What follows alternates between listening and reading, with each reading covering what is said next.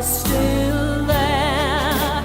Oh, say does that star-spangled banner yet wave for the land of the free and the home of the brave.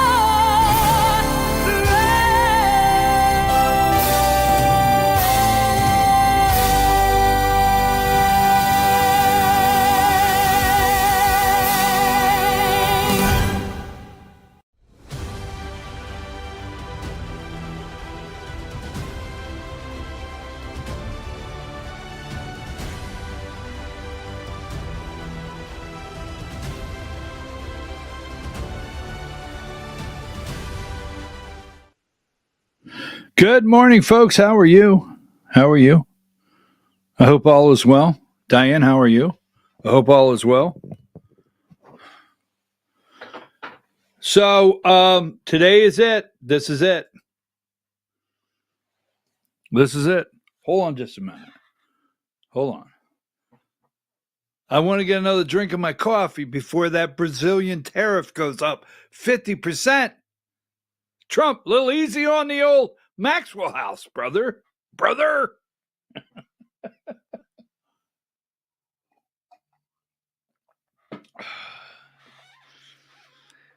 You know, I'm thinking, here's what I'm thinking. Now, my numbers might be a little off, right? So, is Trump 79? Stay with me here. Stay with me here.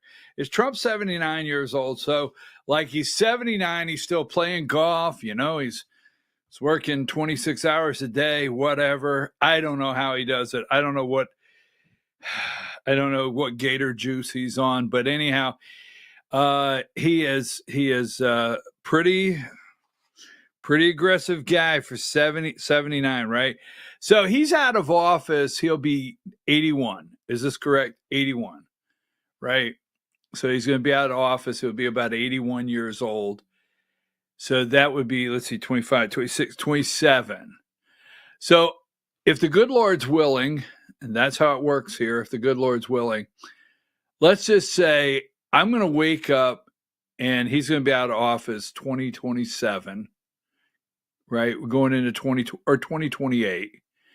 And I'm going to wake up and it's going to be 2035. 2035. And someone is going to have a truth. Trump is going to, at 2:00 in the morning, drop a Truth Social post at 2035 just to say Rosie O'Donnell is ugly or fat. Do you realize that? You ever stop and think, by the way, I would be your host today, BKP. You're watching BKP Politics on voiceofruralamerica.com. You ever just ponder, you know, when you're out there in the cigar lounge? Don't do that, kids. That's not necessary. But you ever ponder Trump broke and continues to break and will in the future break up every norm, right? So I was thinking about this yesterday as I was working on an outside project. Don't get all nervous because these little spots here are paint, not quite. So I was thinking outside yesterday, you know, normally, right, when a president is in their second term, and we do know Trump took a 4-year pause. I'm just enjoying the day. I'm thinking about this. Trump took a 4-year pause. You know, he took a little 4-year pause while getting indicted, convicted, shot at. And they stole the election. I'm going to try to get it together, but I was thinking about this yesterday. Now, normally in the second term, after the midterm, right? The current president starts stepping back just a touch to let the vice president, who generally you assume will step in, right? Now, Dick Cheney did not run after George Bush, George W., but Dick Cheney did not run. And the president usually backs down a notch or two for the, for the vice president to step up. And generally, the current president doesn't go out and campaign.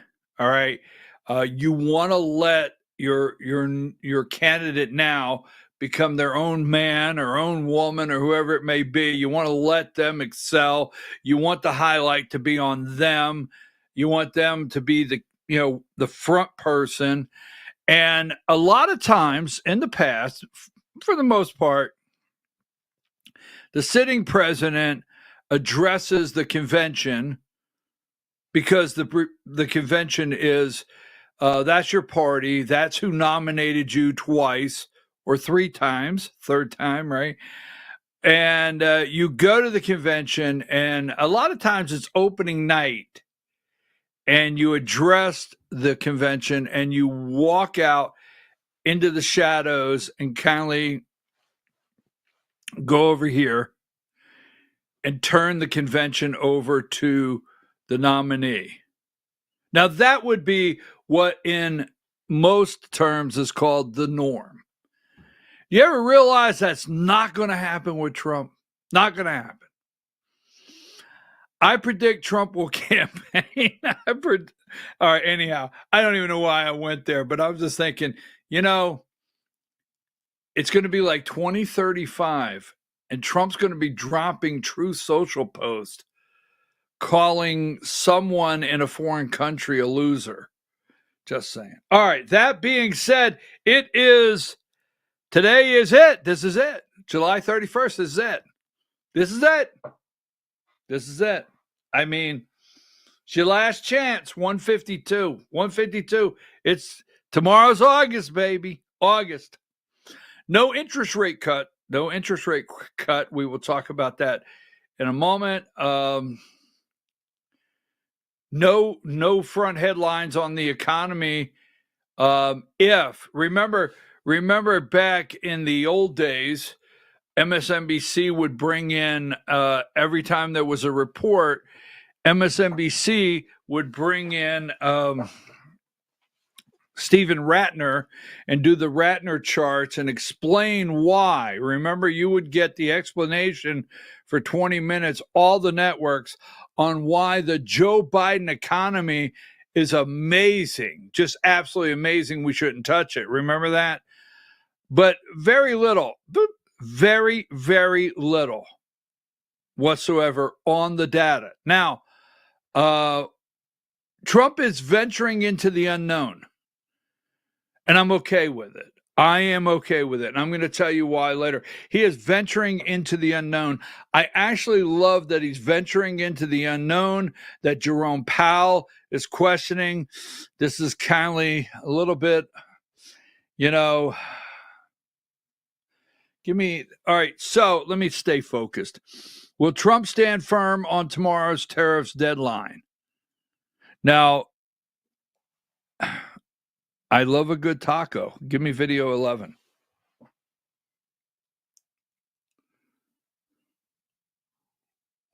There are other countries that are just going to have that tariff hike go up on them, Ellie. Yeah, there are a lot of countries that are still waiting, and we'll see if this is an instance of taco or if those tariffs actually go into effect. You've got a great piece up about this on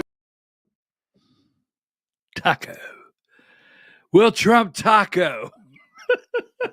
These people they actually make my day some mornings, although I do know they're the deep state corporate corrupt media. Hey, did I tell you that I'm BKP? You're watching BKP Politics on voiceofruralamerica.com. Good morning. How are you, Diane?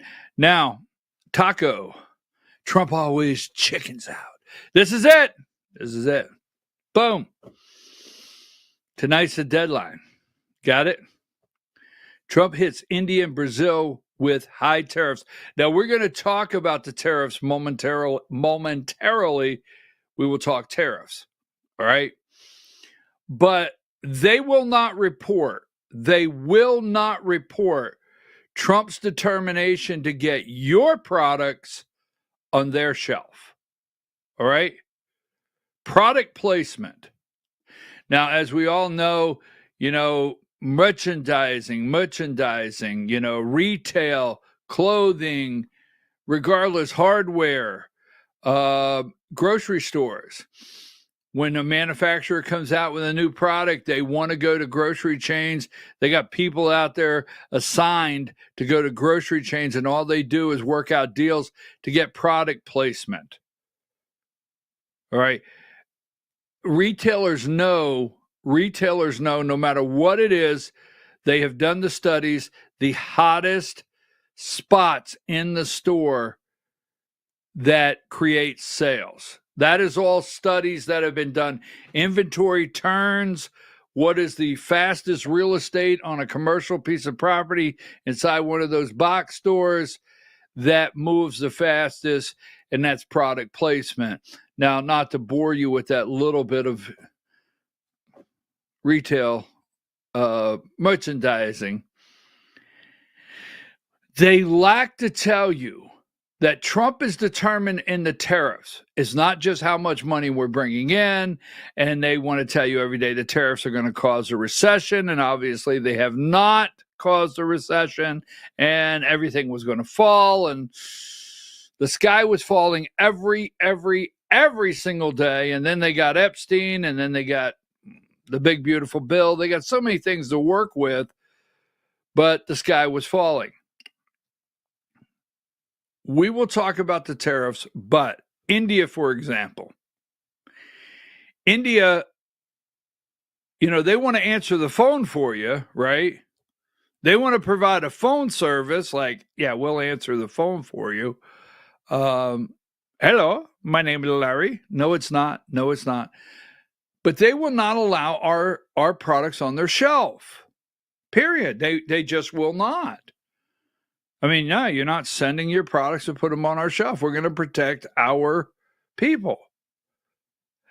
And that is left out of the conversation all the time on tariffs, that Trump is doing an amazing job. The president of the United States of America, Donald J. Trump, in this area is doing an amazing job with, once again, getting our products on the shelf. You cannot up manufacturing in America. You cannot fire up the plants and get assembly lines running. You cannot put the investment in this country if there's nowhere for it to go. And Trump is making deals. You got to put our products on the shelf. And it's working. And manufacturers in this country know it's working. So interest rates won't go down. Tonight is the deadline. Now, what does that mean? It means tonight's the deadline.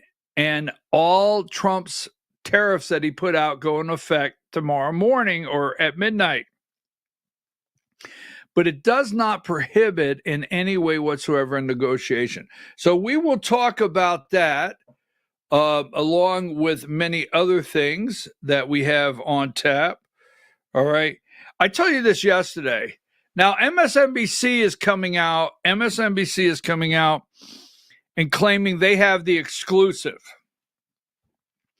But if you were watching this show yesterday, I brought this to you yesterday. I've been studying this for 3 or 4 days, I'm on Pete Hegseth alert. Remember last week I told you this week it hasn't developed yet, but they were working on presenting a letter.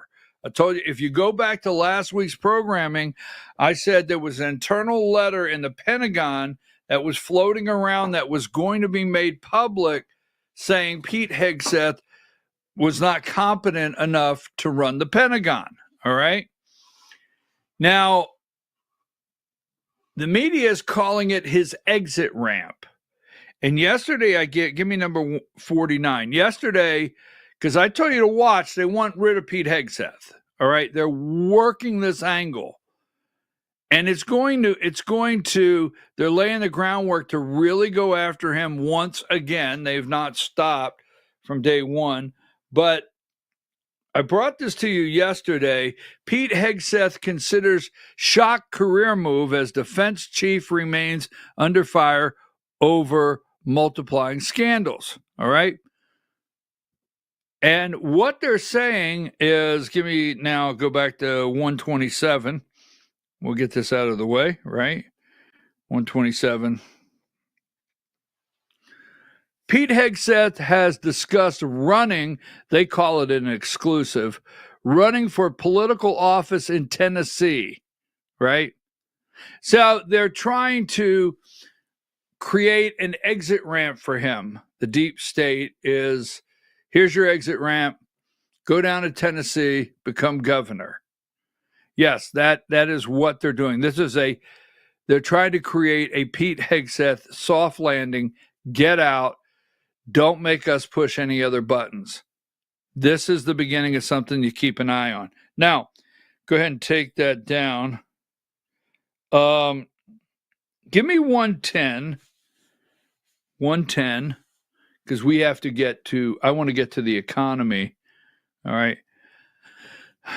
Transcript of Epstein victim goes public, vindicates Trump. So this young lady here was 16 years old, working at Mar-a-Lago, and yes, Jeffrey Epstein did poach her and take her away from Mar-a-Lago.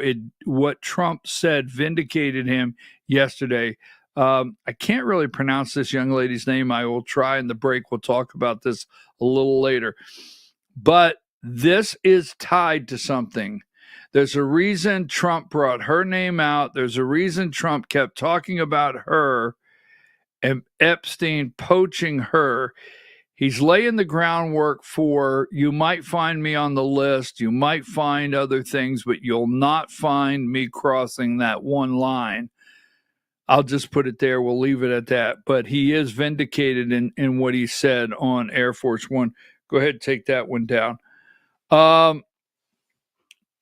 Texas. Now, I did an opening yesterday. I've talked about it for years, okay? And there's some groundwork being laid. That Texas is going to try to do something pretty unusual, redistrict in the middle of the decade. Redistricting is done once after a 10-year census is taken in the United States. So normally you redraw your congressional lines. You have a census every 10 years. We should be counting the actual people that are in the country legally every 10 years, are citizens. And that gives us a demographic of who we are, where we're at, how many children, what's the population rate in this area, age groups, all the above. The studies go out, and it also breaks down the population so you can provide, every state can provide under the Constitution, adequate and correct representation per congressional districts. That's the way it works. Use the population in your state. Now, Georgia is set to gain another seat, 15, after the next census, which is 5 years away. But Texas, on the other hand, you are not obligated by law or their state constitution. Texas is a republic. It's the Republic of Texas, not the state of Texas. But Texas has chosen right now in the middle of the game to redraw the map and go plus. Give me 160. Okay. This was this morning. Texas 160 right here. Texas congressional districts. Now you really can't see, but you can see the current districts. You can see the proposed districts over here. If you go on the internet, you can break them down, zoom in, and see the changes. But this would add, let's see, go with 135. Let's see if that's the one I want. These are the two different maps. Texas Republicans unveil congressional map that would give them a chance to pick up 5 seats.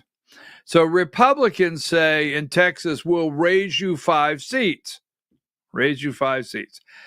They can do that under their Republic Constitution. They could do that. And they're redrawing the lines now in order to up 5 seats to the Republicans. All right. 134. And so you're going to see a battle here take place. And the Texas House Republicans unveil the new congressional map. Currently, Republicans hold 25 of Texas's 35 House seats. Under the proposed new lines, 30 districts would have gone for Trump last year, each by at least 10%. So they're trying to add 5 districts to the Congress for Republicans that would all be R plus 10, right? That's what's happening now. So 133, they want to raise 5, increase 5 Republican seats. Newsom says, I will see your 5 and raise you 8. So Gavin Newsom said he will move to redraw the California map if Texas redistricts, teeing up a national fight. He will redraw California and increase the map by about 8 Democrats.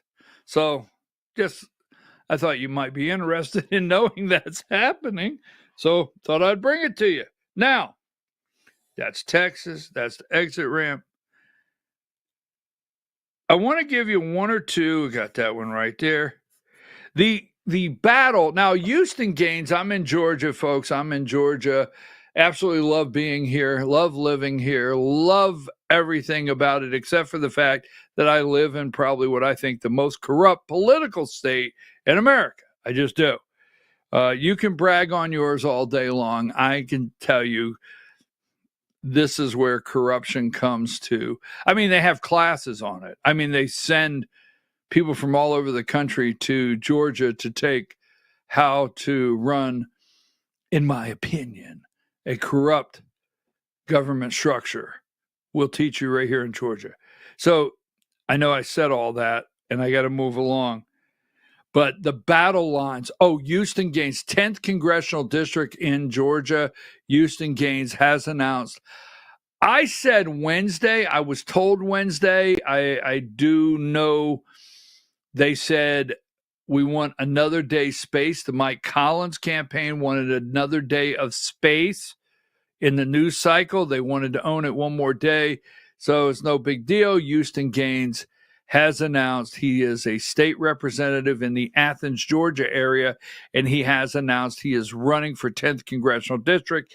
He is the Brian Kemp, Marty and the Girls candidate. We'll leave it there. So we'll talk about that later. But battle lines yesterday. Now, this is what I do. It's just what I do. So I watched the battle lines all day, and I've got a particular one that I've had an eye on. And I'm only going to show you 2. Give me 116. Now, Mike Collins is running for a U.S. Senate. And he's running for U.S. Senate without the blessing of Brian Kemp, Marty, and the Girls. All right. He does not have Brian Kemp, Marty, and the Girls' blessing. So the battle lines, if you don't know much about Georgia politics, I mean, how dare you step out and run? Knowing Brian Kemp, knowing I called you, Mike, I told you I'm not going to support you. So yesterday, all day long, if you watched Mike Collins running for Senate here in Georgia, if you watched his X feed, he would post different endorsements. I only pulled two. So you have a state house. This is you have state representative Jason Ridley. He's endorsed Mike Collins. Then you have state senator Cardin Summers. He's endorsed Mike Collins. So all day long, Mike Collins is popping up a state senator, state representative. And I know these people, so I know what's going on. And I know the state representatives out there, and I know the state senators out there that are nervous. Ooh, are they nervous? They're sweating because their campaign cash, their existence, their future lies in the chamber. And that chamber is the House of Representatives and probably John Burns and committee assignments and all the above and Brian Kemp. Just telling you. The battle lines have been drawn. Ask yourself, go through here and ask yourself, where's my state rep? Where's my state senator? Wonder if Brian Kemp said, you better not. The battle lines in Georgia, we'll talk about that a little later. They have been dropped. I tell you what, it's politics. All right, take that down. Now, so number 23. At 10 o'clock, we'll have the Georgia Hour, and we have the largest. I'm just going to lay a couple things out. The developments are moving fast. Now, our chairman of the Georgia Republican Party, Josh McCoon, via sources, has told people this will blow over. Don't worry, it will blow over is what's coming back to me. On a daily basis, this is not blowing over. It's blowing up to a scale that I don't know who steps in and shuts this off, especially separating the Georgia Republican Party, all of these candidates going into the Republican election cycle and clears house. Somebody has to. Because we have the largest state in the state of Georgia, the largest $140 million Ponzi scheme tied to religion, Christianity, politics, Republican Party, candidates, 10 states, 10 different states investigating it. It just goes on and on. So regulators, this is Brant Frost. I'm going to give you really quick because we're going to do it at 10 o'clock. I have to get out. This is Brant Frost the fifth. Now, if you know what's going on, First Liberty Building and Loan, right? Little teaser for 10 o'clock. All you keep hearing is Brant Frost the fourth. Brant Frost the fourth. That is the dad. That is Papa Ponzi. Okay? Now, Papa Ponzi, the dad, is the only one named. Okay? Now, Junior Ponzi here, Brant Frost V, the albino rhino, he's not coming up in the name side of the business or others, but recently he's starting to surface. And we knew it was going to happen. So you've got, give me number, I've got to find this here. Where is it 93? Don't go there yet, Diane. It might be. Now, we knew this was going to happen. Give me number 93. Because I knew this was going to surface. And what's going to happen at 10 o'clock is I'm going to show you how everything from the time this took place has developed exactly the way I said it would. That's not arrogance. I told you this was going to develop. I told you some things would start surfacing. We start seeing different things. Now, communication. Now, this is Brant Frost. This is the albino rhino. He sends a text message. He sends a text message to Jason Shepard. Now, if you're not in Georgia, you don't know who Jason Shepard is, former GOP chair in Cobb County before the failed Sally Grubbs had it for 2 terms in Cobb County. We'll get into that later. But Jason Shepard has turned over his communications to investigators.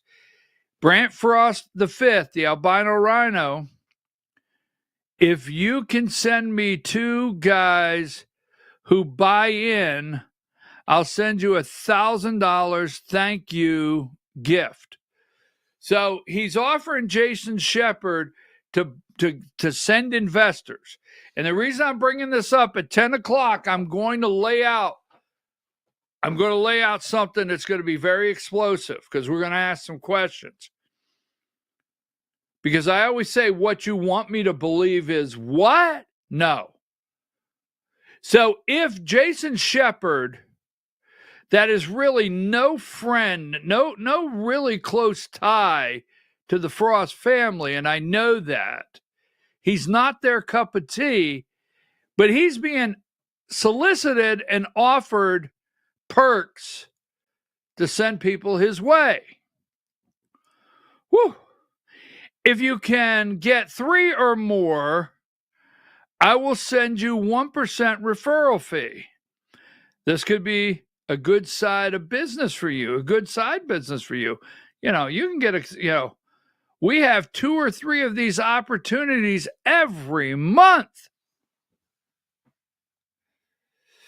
Participants of under 100K get 15%, over 100K. Now, this is to Jason Shepard. I'm going to lay this out. Ready?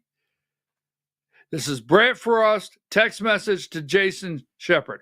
And this is the albino rhino. This is Ponzi Jr., okay? So Ponzi Jr. sends this to Jason. Here is the question we're going to ask at 10 o'clock. So you want me to believe if Brant Frost V sent this text message to Jason Shepard, who else did he send that text message to? And who took advantage of it? And who maybe got some gift cards out there? You remember, I have said for how long, I mean, I'm like Trump. I'm vindicated. I know I am. I know I'm vindicated. I have said for how long the dark money could be gift cards. I'll send you a couple gift cards. If you send me 2 buy-ins, I'll send you $1,000 thank you gift. Woo. Just saying. So now I want to ask you something here. Give me number 10 o'clock, the Georgia hour. I already have heartburn. No, I'm not joking around. So give me this violations, new filings, new discoveries. So give me number, I have it here somewhere, Diane. I'm sorry for the delay. Give me number 162. No, I don't want 162. I got to keep that teased out here. Give me 163.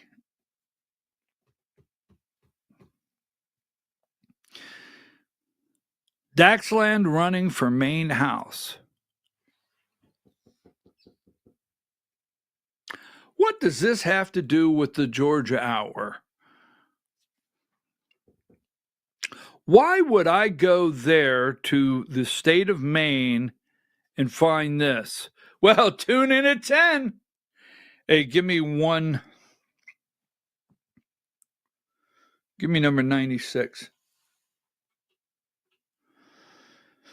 Oh, what do I have here? Let's see, 96.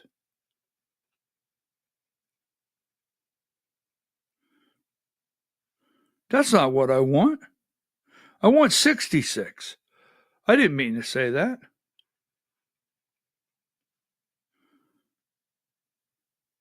I want number 66. That's my fault.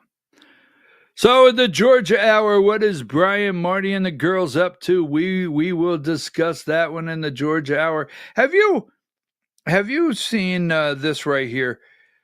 122. And I don't, you never tune in. I mean, you seen this? So this person here, because I got it in the side view, right? I'm listening. Sydney Sweeney's Nazi jeans ad. That's what they're calling it, because she does this. She does this model does. She does this ad for American Eagle jeans with a J, and she says she has good jeans with a G, and she's blonde haired and blue eyed, and they're going nuts over it. All right, they're attacking American Eagle and her jeans because it says Sydney Sweeney's has good jeans. I'm happy for her. I ended up with fat jeans. Just saying. Take a break.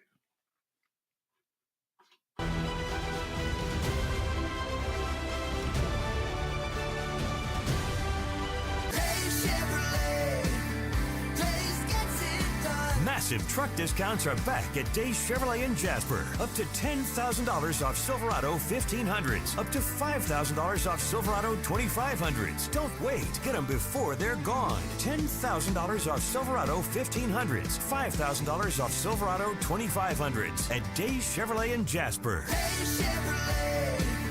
Days gets it done. Together, let's drive. Larry's Body Shop in Ellijay. Family owned and operated since 1978. The latest in cutting-edge digital technology and state-of-the-art equipment allow our iCard Gold Class certified technicians to restore your vehicle. Our second-to-none customer service will work directly with your insurance company. Major accident or minor fender bender, we take the dents out of accidents. Larry's Body Shop, North Georgia's #1 body shop. Visit us at collisiondecision.com. Why give your money to liberal media companies? Put your marketing needs in the hands of a conservative marketing professional and start getting results today. FYN Media Group, one of the top digital marketing agencies in Georgia, specializes in website design and hosting, social media promotion and management, and so much more. Visit FYNmediagroup.com or call 706-889-3564 for a free consultation. Welcome to El Rey Azteca Mexican Restaurant. We invite you to indulge your senses with our from-scratch authentic Mexican food. Whether you are hungry for fajitas or the El Rey Azteca burrito, we offer a wide variety of fine Mexican dishes, drinks, and desserts. Our inviting patio, indoor seating, and bar has a seat for everyone. So come to El Rey Azteca for delicious food, great drinks, good friends, and loads of fun in a casual and friendly atmosphere. Ladies, when you wear elegant jewelry, you become a force to be reckoned with. You shine brighter than the stars in the sky, and your inner beauty radiates like the sun. So embrace the magic, embrace the elegance, and let your jewelry be a reflection of your true, authentic self. My friends over at North Georgia Diamond know what a woman wants. Go see them for the perfect gift. And remember, when it comes to elegance, there's no such thing as too much. Come see us at North Georgia Diamond. We're igniting passion one sparkle at a time.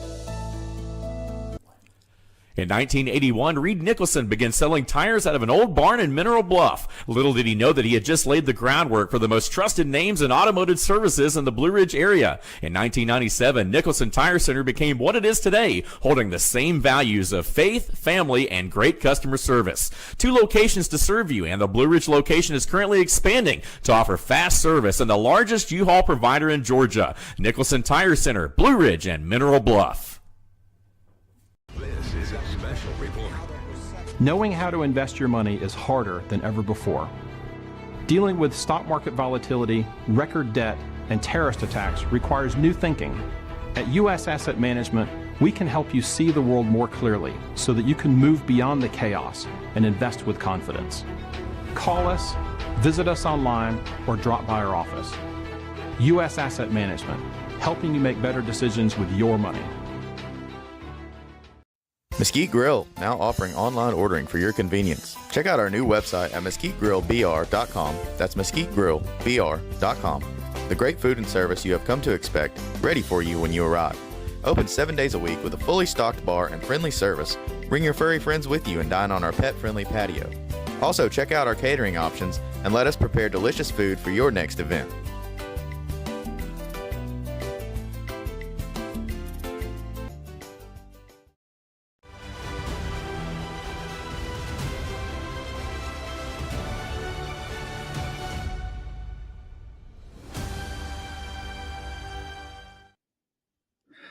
All right, folks, we're back. I'm your host, BKP, and you're watching BKP Politics on voiceofruralamerica.com, where we host in Georgia one of the greatest, largest, scandalistic, that's not even a word, but anyhow, scandal, the Ponzi team. The Ponzi team, the largest Ponzi scheme in Georgia history. Ponzi team Ponzi. You got Papa Ponzi, Brant Frost IV, and you got Ponzi Jr. there. Ponzi Jr., Brant Frost V. Now, I want number 9. So we're going to show you at 10 o'clock where we now have proof that we've always known this happens, okay? And who would he not solicit, and what would he not do? What line would he not cross? I mean, we have said this for how long? What line would Brant Frost V not cross? Now, they would participate in what I hear from testimonial. It's testimonial that they were, 70, 80, and 90-year-olds lost their life savings to this, the Coweta County cult, the Frost family cult in Coweta County. But what line would he not cross? Give me number 9. Did I ask for that? I don't even remember if I asked it. Because we have proof that Ponzi Jr., Brant Frost V, the albino rhino, we've got that text message where he's offering deals to bring in what I call a couple new suckers. I'm sorry, not calling these people suckers, but, PT Frostum there, all right? Bring them in. Would he, cross other lines and offer other deals to other people to produce other results in other areas? Just asking. It's just a question. Take that down. All right. Now, so it is tariff day. Now, I want to say this. We have a war of words with Trump and Russia. And Trump is now gone from, it seems like it was 50. This is how Trump's countdown clock works. 50, 49, 48, 47, 46, 45, 44, 10. Wait a minute. 10? I mean, you got 10 days. That's it. So, Trump counts like you. Diane, how dare you? How dare you enter in with fact? I somehow By the way, knew that was coming. Mentioning counting, do we have 106? Oh, you're funny. Ha ha. You're funny, Skeeter. You're ha ha funny, Diane. You're ha ha funny. No, we don't have a 106. I count 105, 107, 108. So Trump is counting down. He goes from 50. Every day I send over pictures, and somehow, I miss something. Trump goes 50, 44, 43, 10. So Russia has 10 days now. That was as of yesterday. You want to scoop? So we have a war of words. Give me Medvedev here. Give me number 81. This is Dmitry Medvedev, former president of Russia or whatever. Trump's playing ultimate game with Russia, 50 days or 10. And we'll go over this in a minute. He should remember two things. Russia isn't Israel or even Iran. And two, each new ultimatum is a threat and a step towards war. Not between Russia and Ukraine, but with its own country. Don't go down the Sleepy Joe road. So the war of words is on. Don't go down the Sleepy Joe road. You went from 50 to 10. All right. And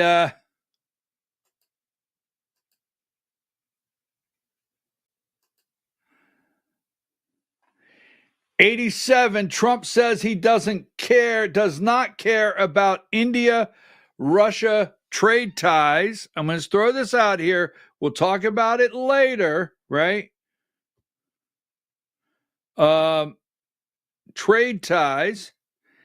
And number 89, Moscow. Trump says Russia has till August 8th to make peace with Ukraine or face sanctions.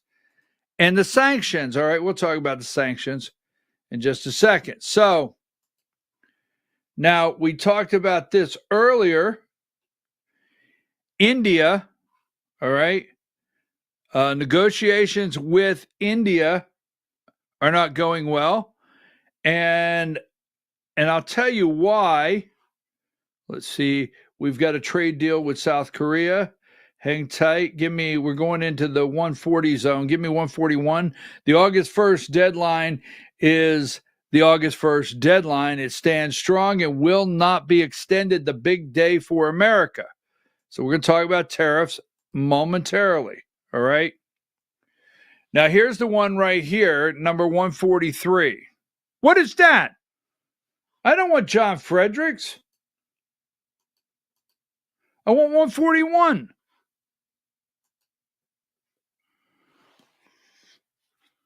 I tell you, I know what's going on over there. I know what's going on over there. Thank you, Diane. Give me number 143. I don't care what India does with Russia. Now, you see that front line? Sanctions, 10 days, 9 days, August 8th. It's going to be interesting what happens here. But they can take their dead economies down together for all I care. We have done very little business with India. India will not let us put our products on their shelf. Now, they're okay to hold, a call center or two, and they're okay to come over here and own all the Quickie Marts and, a motel or two, a Quickie Mart or two, or, whatever. Right? A Dunkin' Donuts. Just saying. Easy. No attacks. That's fine. That's okay. But they can put their products at the cash register to ring out us from the things they sell off our shelf. But I'll be damned if you're going to put anything on their shelf. Oh, no. No, we got your convenience stores. We got your little coffee shops. We got your hotels, your motels. We got them, right? List goes on. You can have a call center over here, but that's it. I don't want to keep going on that. So anyhow, India will not. I don't care what the media says. Do not fall for it. India will not allow us to have the products on the shelf. We have done very little business with India. Their tariffs are too high, among the highest in the world. They charge us a fortune for our products. Likewise, Russia and the U.S. do almost no business together. Let's keep it that way and tell Medvedev, the failed former president of Russia who thinks he's still president, to watch his words. Watch your mouth, son. Watch your mouth. Watch your damn mouth. Just doing my Trump impression. You're getting ready to enter a world of hurt. You're getting ready to enter a world of hurt, man. A world of hurt. Dangerous territory. So that's going on. Now, I want to get past this, but I want to bring this up. You hear tariffs. You hear India today. You will hear it. You'll hear China.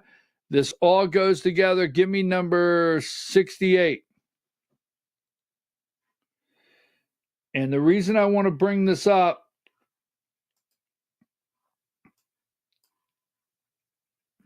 this is called the dark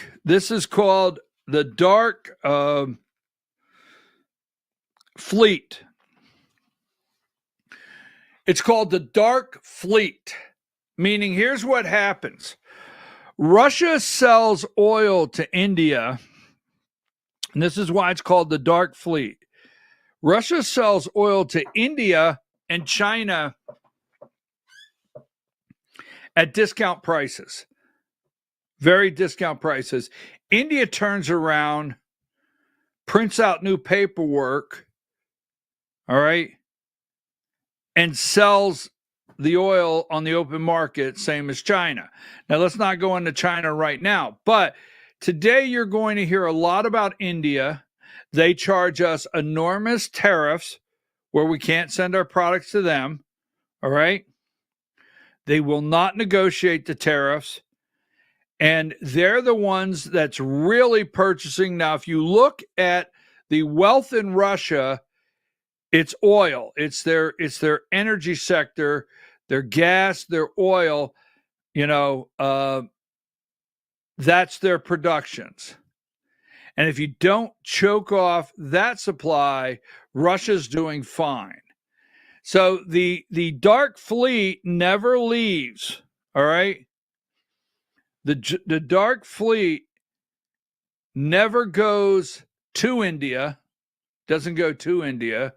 It doesn't go there and unload the oil and then load it up on another tanker. And here's your paperwork. Here's your bill of lading right here. Here's your paperwork. Doesn't do it.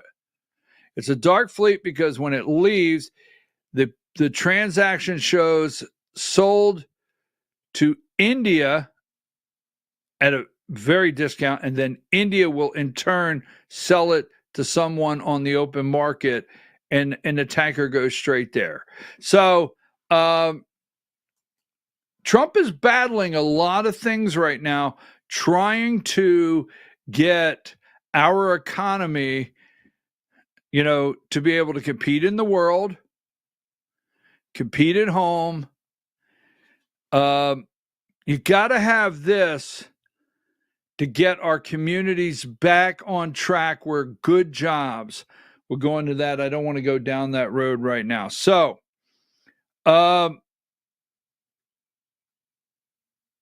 give me now. Yesterday, the GDP. I think I'll show you this first.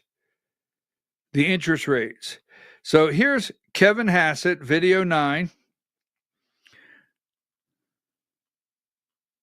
Yeah, it's really one of the best GDP announcements or releases that you could imagine, because there's blockbuster growth, way above expectation, and there's also a real almost collapse in inflation. It went down by about 1.5% all the way down to 2.1%, which is the Fed's target. And so to have high growth with low inflation and also high income growth, personal income growth was 3%. That's just like about a sweet spot for a GDP release. And I will add that all of this happened while 127 billion in tariffs was raised, which is clearly not harming the American consumer. And we've been downsizing government in order to be more fiscally responsible. 70,000 federal jobs have been reduced, and there was a 5% reduction in federal government spending while all this was going on. There has been Trump's administration on the economic side has come in and went right at everything.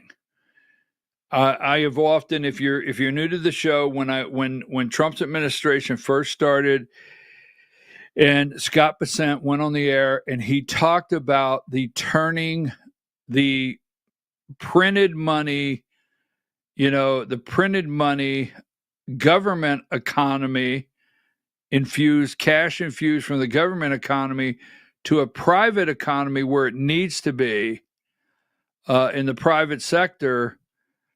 That is one of the most, to me, I said that day, I want to watch this happen, because this is going to be an enormous turn to go away from Joe Biden printing money as fast as they can, start clawing that back, end these crazy greenhouse initiatives, end this garbage, end some of these government subsidies, stop all this in its tracks, and start turning the ball. And they're doing it. They're doing it. I'm an American. I pray every day that they are successful, because you got to remember something. Once Trump's out of office, this could revert back. All of these things could revert back, for the most part, immediately once Trump's out of office. So that being said, you have a report that they are basically burying. Remember, tariffs, we were going to, it was going to cost the American people so much money, recession, everything. Now, Jerome Powell, let's see, Diane, the volume on this is very low, very low. So on video 8, when you play that, is there a way you can pump that volume up? It comes through very low. And I want Jerome Powell yesterday, his comments on tariff revenue. Give me video 8. I don't think we have a preset course. I think what we're seeing now is substantial amounts of tariff revenue being collected, on the order of $30 billion a month, which is, substantially higher than before. And the evidence seems to be mostly not paid only to a small extent through exporters lowering their price, and companies or retailers, sort of people who are upstream, institutions that are upstream from the consumer, are paying most of this for now. It's starting to show up in consumer prices, as you know, in the June report. We expect to see more of that.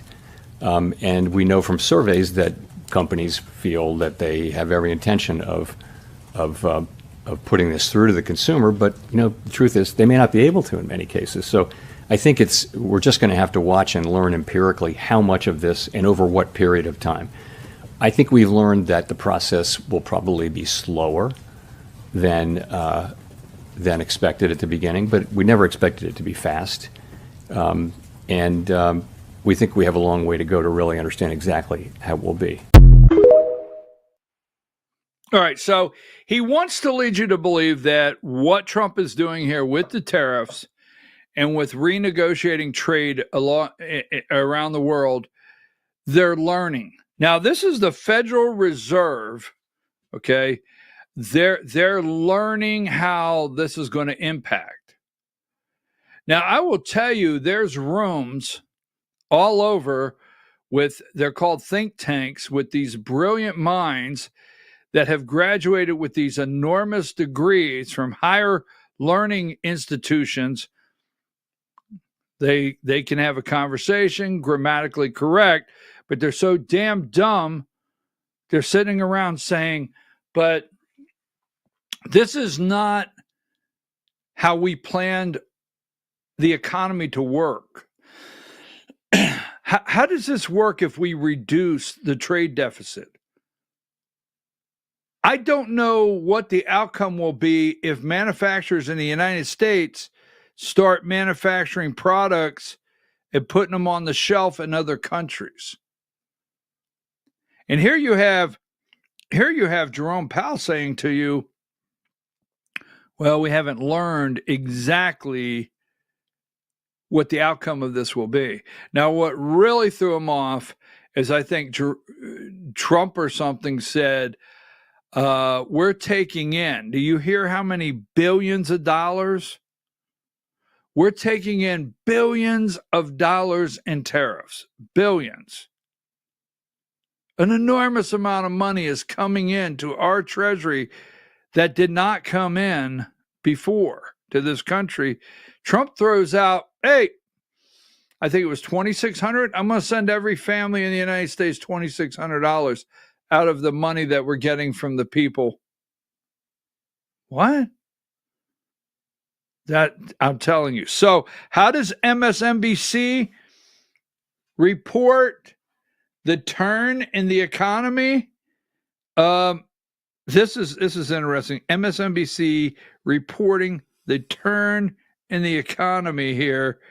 Video 5. The U.S. economy rebounded in the second fiscal quarter of the year, growing at a better than expected rate despite President Trump's tariffs. The country's GDP grew at a 3% pace from April to June, reversing a 0.5 decline from the previous quarter. Consumer spending also rose, but the growth comes despite a sharp decline in imports, which dropped by 30.3%. The Wall Street Journal editorial board called it the weirdest GDP report ever, while President Trump touted the growth as a success.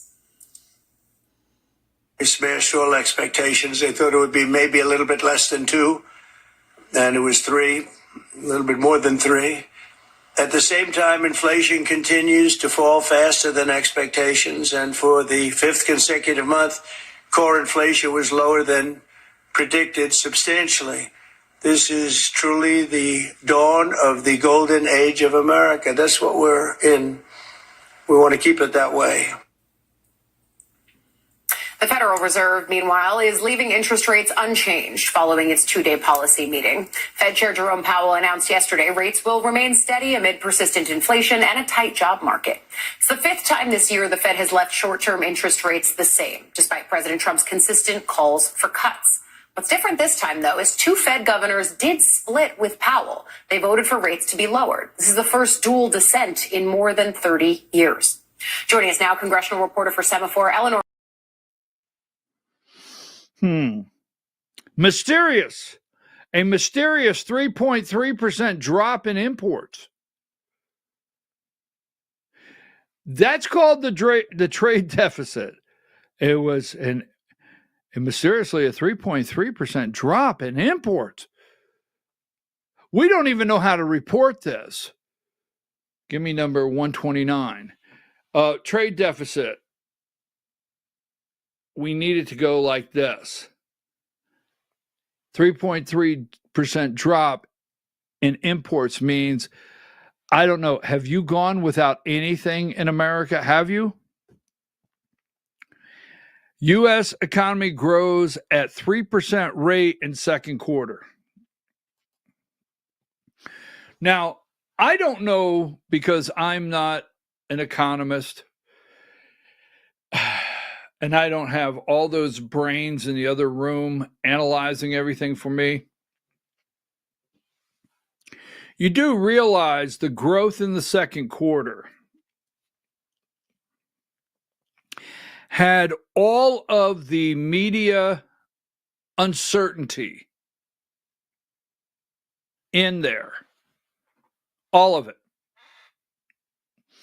Meaning, we did not have, I don't like the name. I don't like the name. Every time I say it, I've got to up front. I don't like the name, but you got to remember, we didn't have the one big beautiful bill, right? And investors and people worried about small businesses, their tax rates and our taxes going up and taxes on overtime, tips, so whatever it may be. The uncertainty of the one big beautiful bill was out there. And yet the tariffs that scared everyone into panic mode, recession after recession, the guy, don't you love those? The guy that predicted the last 6 recessions says it will be a recession. Wow, he predicted the last 6. I better listen. But with all the uncertainty, second quarter grew at 3%. With all the tariffs hanging out there and all the deals and negotiating going on. Even imports dropping 3%, 3.3%. In fact, the Wall Street Journal, number 30, they can't say anything nice about it.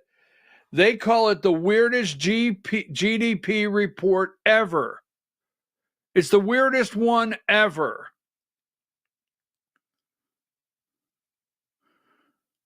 That's what they call it. Because we're trying to turn that massive ship into a privatized economy. The weirdest GDP report ever. I mean, it just doesn't add up. We had it figured for everything to collapse. We had it set up to collapse, Rupert Murdoch says, right? Give me 131. Rebound in U.S. economy growth in second quarter marks underlying slowing trend. And number 132, U.S. economy grew at 3%, a better than expected pace, even as Trump's tariffs hit. So with all that being said, we need the interest rate to go down. Jerome Powell has not lowered that. We'll talk about that in a minute.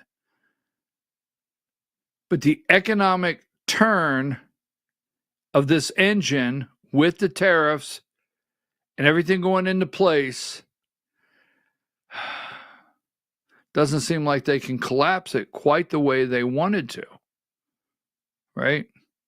Take a break. We're going to talk about interest rates when we return and a little more about Russia and some of the tariffs, South Korea and others. Take a break.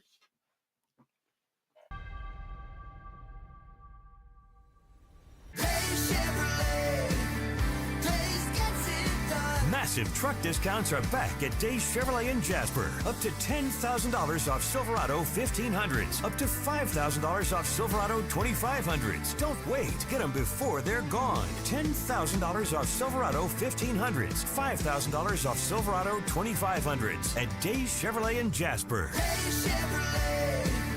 Days gets it done. Together, let's drive. Larry's Body Shop in Ellijay. Family owned and operated since 1978. The latest in cutting-edge digital technology and state-of-the-art equipment allow our iCard Gold Class certified technicians to restore your vehicle. Our second-to-none customer service will work directly with your insurance company. Major accident or minor fender bender, we take the dents out of accidents. Larry's Body Shop, North Georgia's #1 body shop. Visit us at collisiondecision.com. Why give your money to liberal media companies? Put your marketing needs in the hands of a conservative marketing professional and start getting results today. FYN Media Group, one of the top digital marketing agencies in Georgia, specializes in website design and hosting, social media promotion and management, and so much more. Visit FYNmediagroup.com or call 706-889-3564 for a free consultation. Welcome to El Rey Azteca Mexican Restaurant. We invite you to indulge your senses with our from-scratch authentic Mexican food. Whether you are hungry for fajitas or the El Rey Azteca burrito, we offer a wide variety of fine Mexican dishes, drinks, and desserts. Our inviting patio, indoor seating, and bar has a seat for everyone. So come to El Rey Azteca for delicious food, great drinks, good friends, and loads of fun in a casual and friendly atmosphere. Ladies, when you wear elegant jewelry, you become a force to be reckoned with. You shine brighter than the stars in the sky, and your inner beauty radiates like the sun. So embrace the magic, embrace the elegance, and let your jewelry be a reflection of your true, authentic self. My friends over at North Georgia Diamond know what a woman wants. Go see them for the perfect gift. And remember, when it comes to elegance, there's no such thing as too much. Come see us at North Georgia Diamond. We're igniting passion one sparkle at a time.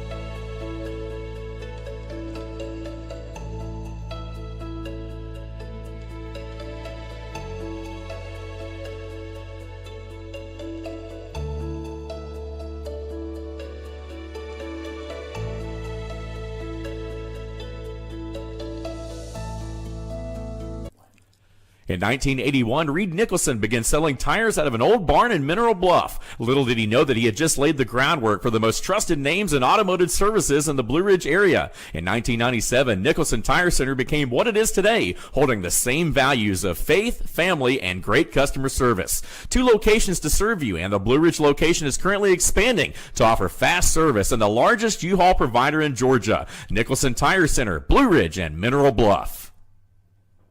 This is a special report. Knowing how to invest your money is harder than ever before. Dealing with stock market volatility, record debt, and terrorist attacks requires new thinking. At U.S. Asset Management, we can help you see the world more clearly so that you can move beyond the chaos and invest with confidence. Call us, visit us online, or drop by our office. U.S. Asset Management, helping you make better decisions with your money. Mesquite Grill, now offering online ordering for your convenience. Check out our new website at mesquitegrillbr.com. That's mesquitegrillbr.com. The great food and service you have come to expect, ready for you when you arrive. Open 7 days a week with a fully stocked bar and friendly service. Bring your furry friends with you and dine on our pet-friendly patio. Also, check out our catering options and let us prepare delicious food for your next event.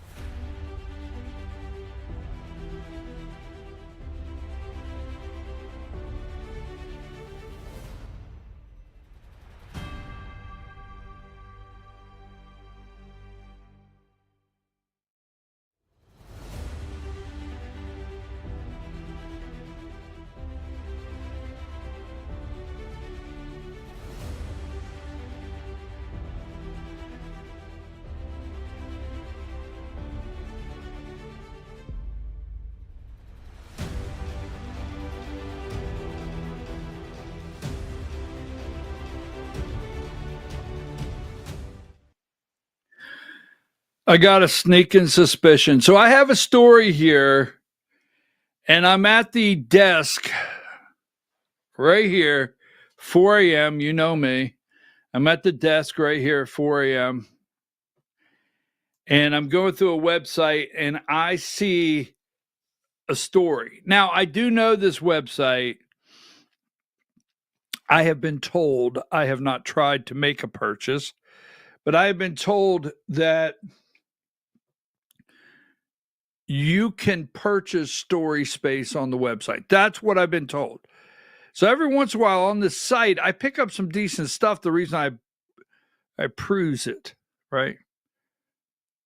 I pick up some stuff, but then I see stories and I'm like, I got a sneaking suspicion. Who planted this story?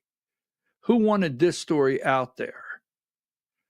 And then I go to an X-File, the X-Files, and I see somebody promote the story, and I got a sneaking suspicion I know what happened.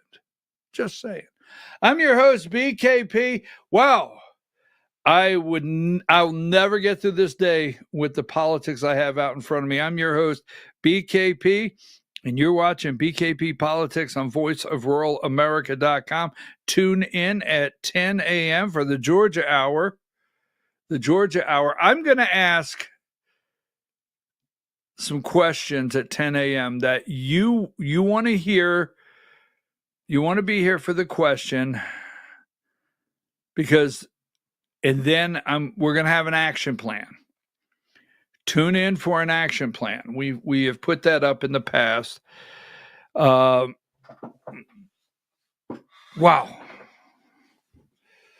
I've got the Ponzi twins. That's it. The Ponzi twins.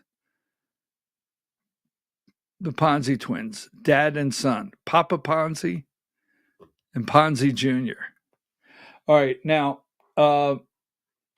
so we have the interest rates, and we've got Jerome Powell. And I want to throw a couple things out here yesterday. I want to play these videos quickly.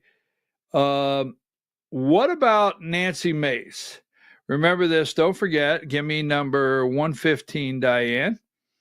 Nancy Mace is planning a launch August 4th. On Monday, August 4th, Nancy Mace will deliver a major address on the future of South Carolina. President Trump needs America First governor. South Carolina needs a fighter. Join us for the official start of a new South Carolina First golden era. The golden era. Well, is that going to be, is that the political rollout of the season, the golden era? Give me video 2.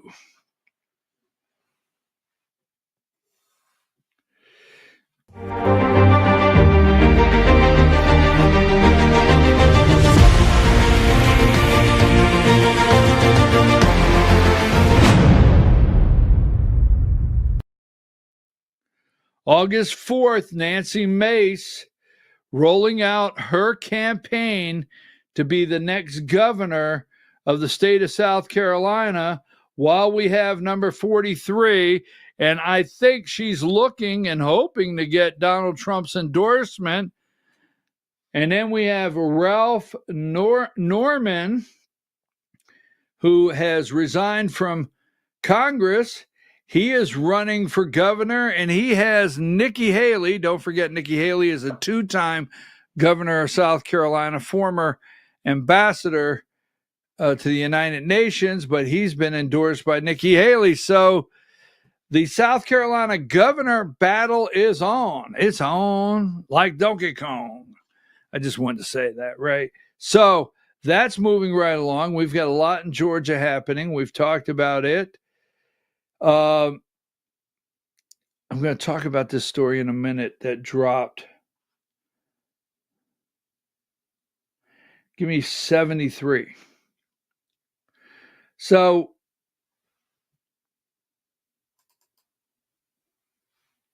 U.S. Fed keeps interest rates steady despite dissent and Trump pressure. So everything, interest rates are hurting the housing market, first-time buyers. It's like that one piece of the puzzle that we really need to turn this economic engine. Now, in September, will there be a rate cut? Video 7. You'll be getting essentially 2 rounds of jobs and inflation data between now and the September meeting. Is that potentially adequate to make a decision to lower rates at that point? So you're right. We do have, this is an intermeeting period when we'll get 2 full rounds of employment and inflation data before the time of the September meeting. We have made no decisions about September. We don't do that in advance. We'll be taking that information into consideration and all the other information we get as we make our decision at the September meeting.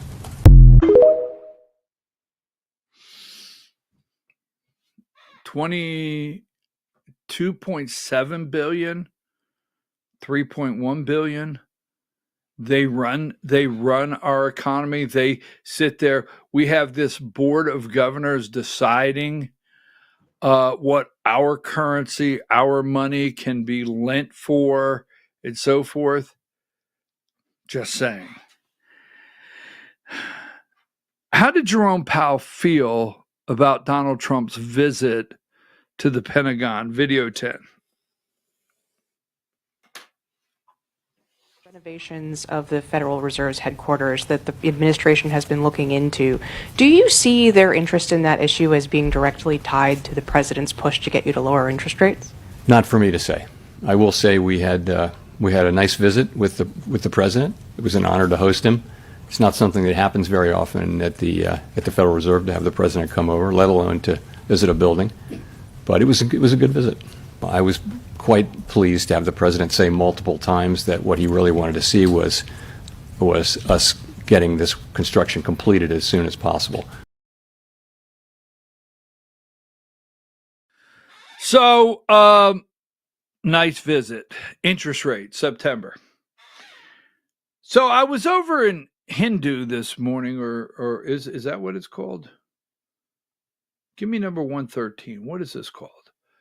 I was perusing the world internet, the World Wide Web. Oh,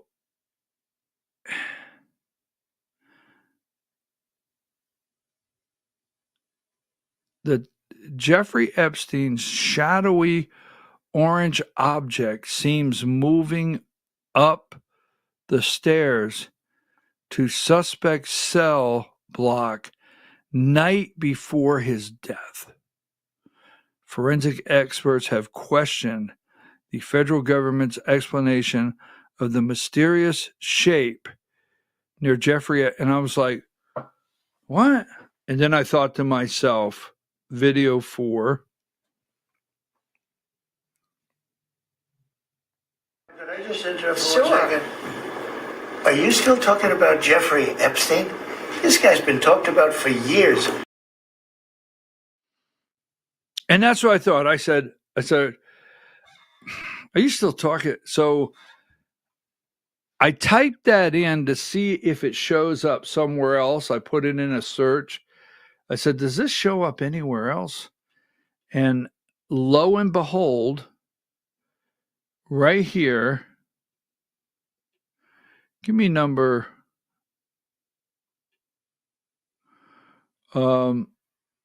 74.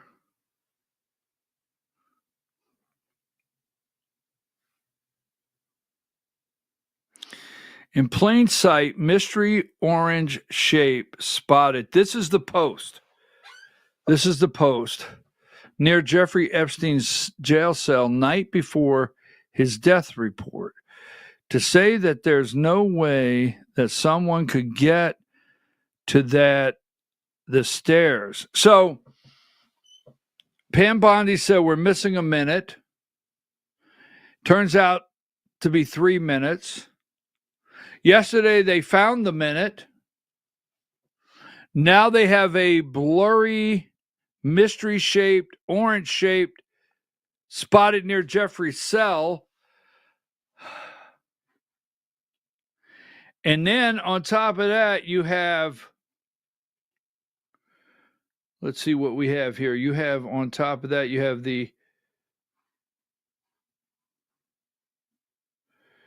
I had it here just a minute ago. Number 150.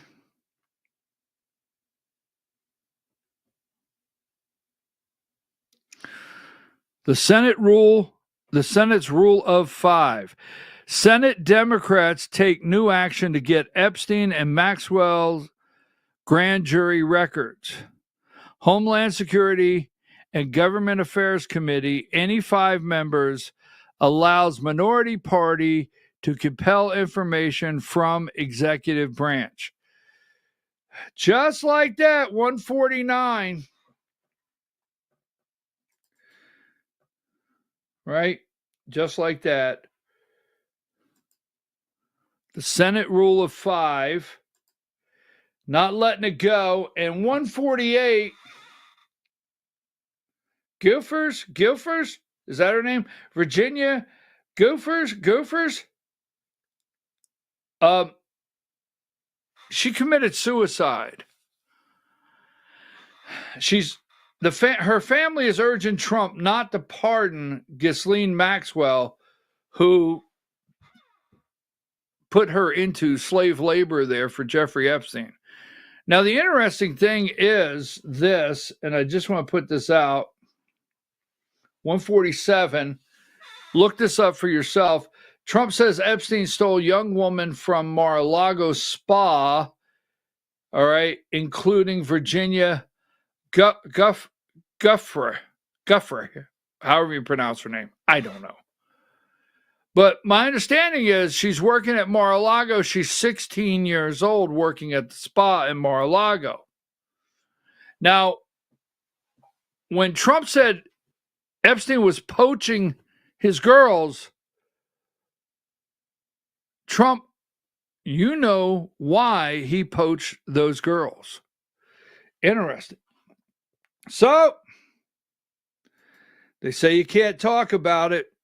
You're not supposed to talk about it, but video 3, my favorite video, as you well know. If you talk about this, I'm going to excommunicate you. Well, you're not the Pope, bro. Right back in 5.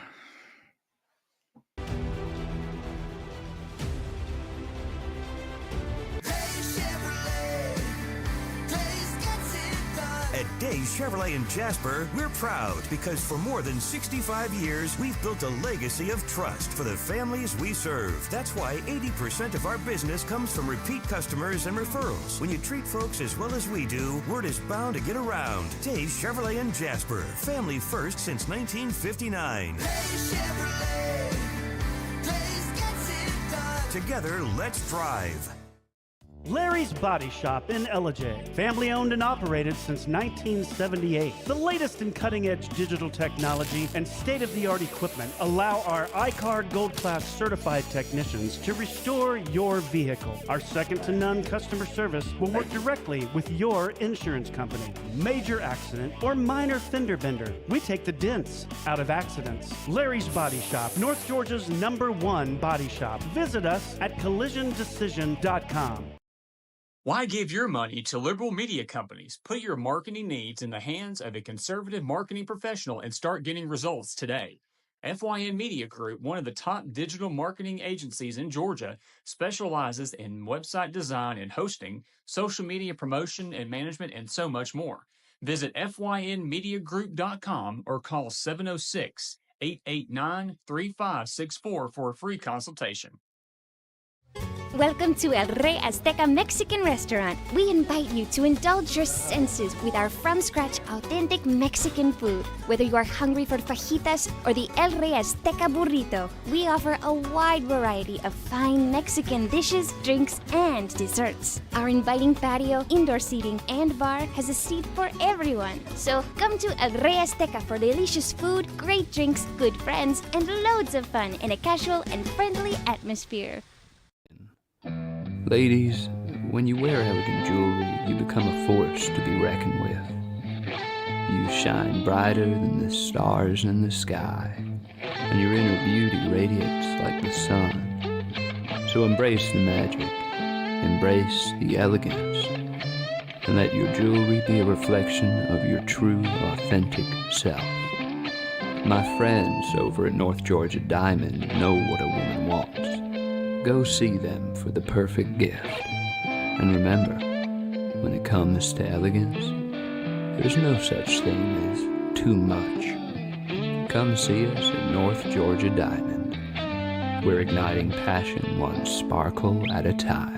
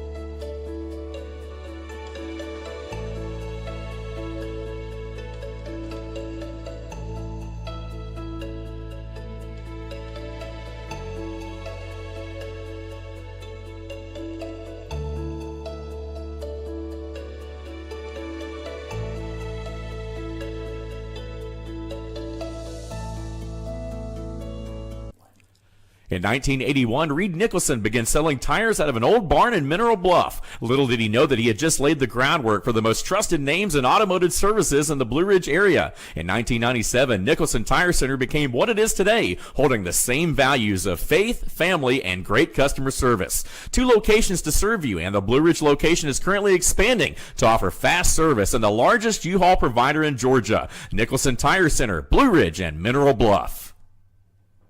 This is a special report. Knowing how to invest your money is harder than ever before.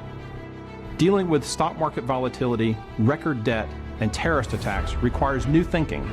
At U.S. Asset Management, we can help you see the world more clearly so that you can move beyond the chaos and invest with confidence.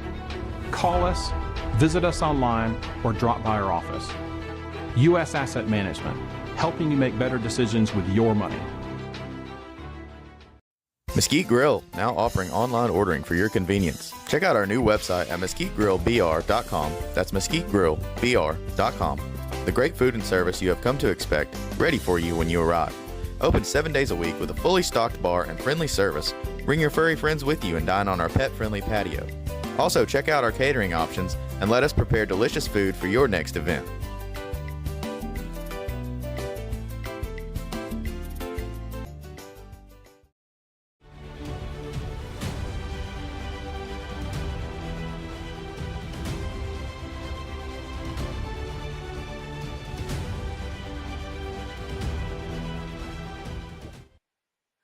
All right, folks, we're back. I'm your host, BKP. You're watching BKP Politics and Voice on voiceofruralamerica.com. I want to run something by you. We've talked about this. Let me just say this. Politics, elections, running for office is not about winning and losing. All right. Now, yes, someone, they say, wins, someone loses, but that's not what it's about. It's really not. Now, some people run because if they can win, there is power that comes with that. But for the most part, I have often told you over and over and over for how long, politics is a business. It's an industry within itself. And when you're talking about Senate races that are going to be $500 million, I mean, what?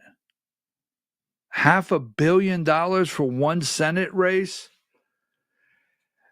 And what has happened over with campaign finance, that's a major problem, is you have good grassroots candidates that don't stand a chance. Really, I mean, a miracle could happen, but they basically don't stand a chance of winning because they've got $30,000 and their opponent has $30 million.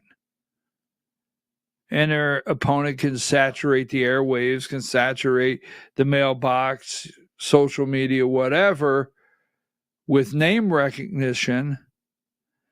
And that's where it's at. Now, 153. Now, this is Roy Cooper. He is the former governor, two-term Democrat governor of North Carolina. Hi, I'm your host, BKP. You're watching BKP Politics on voiceofruralamerica.com, the Georgia Hour, in just 25 minutes at the top of the hour, 10 o'clock. So, right here, Roy Cooper raises $3.4 million in the first 24 hours of Senate candidacy. Now, Act Blue, Win Red, both of them. Cooper's first day total cracks a Senate Democrat candidate record set by Amy McGrath, a fundraising juggernaut who raised $2.5 million in her first 24 hours as a candidate. So $3.4 million, is that what they're saying? That he raised? 3.4. Now, candidates need the money to run. And what has happened is we now have a business. Give me number 154. And it's an industry of consultants, all right? Campaign consulting firms. And they put a couple data analysts on the staff. They put a social media person on the staff. But here's how you pick your campaign consultant team.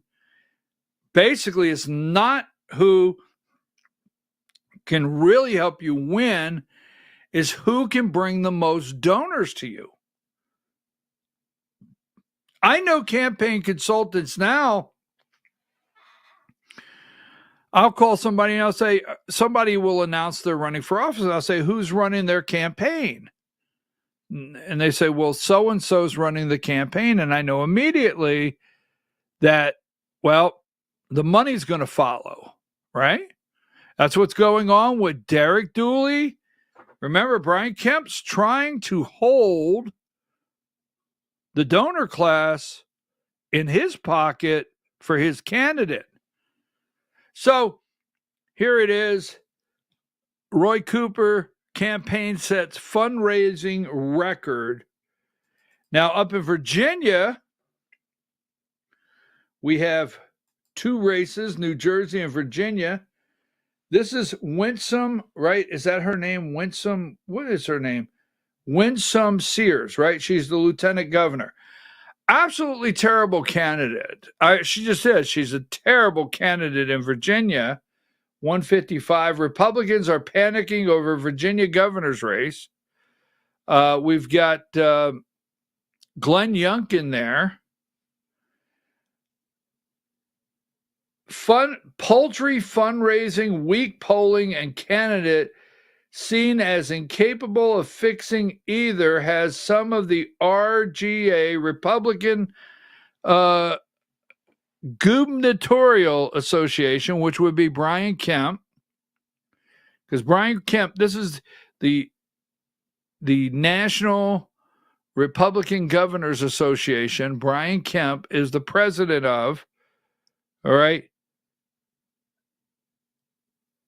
I'm told, this is from Politico, I'm told about giving much more than $500,000. The group has already contributed to Lieutenant Governor Winsome Sears.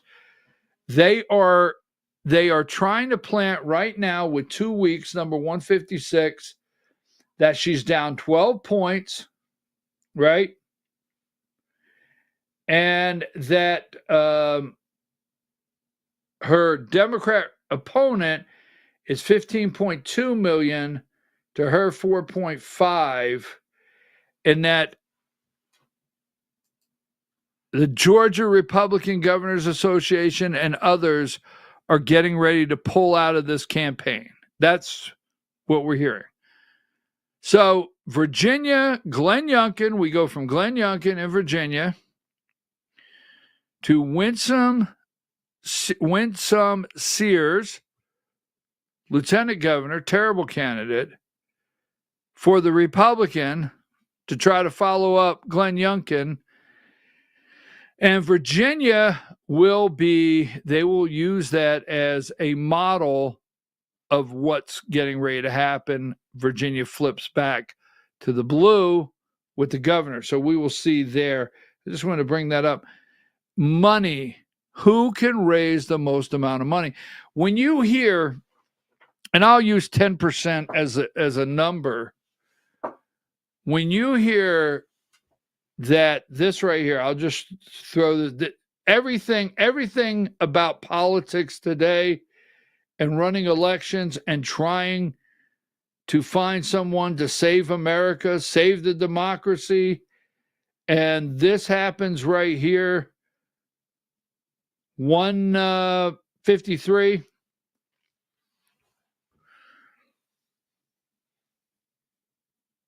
And 3.4 million. So you need to understand, when they raised 3.4 million, the processing place that processes the money got like probably 3.2% of that money. Yeah. Just think how much money was made processing that. What, 3.2, 3.4? And then the person running the campaign, 7-8% of that. At least out of 3.4 million, someone made. Now you're thinking about 3.4 million to run the campaign. Someone actually made about $340,000 in 24 hours. Politics, just it's absolutely terrible. Now, let me go through here briefly.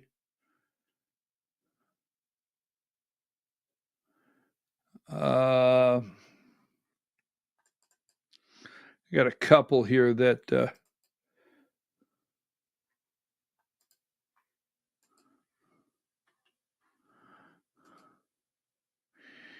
give me number 76. Trump made a deal with South Korea.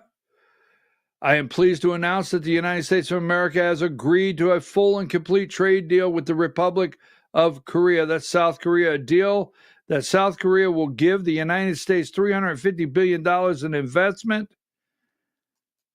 They're going to start putting our products on their shelf. Canada still in the lurch, number 77.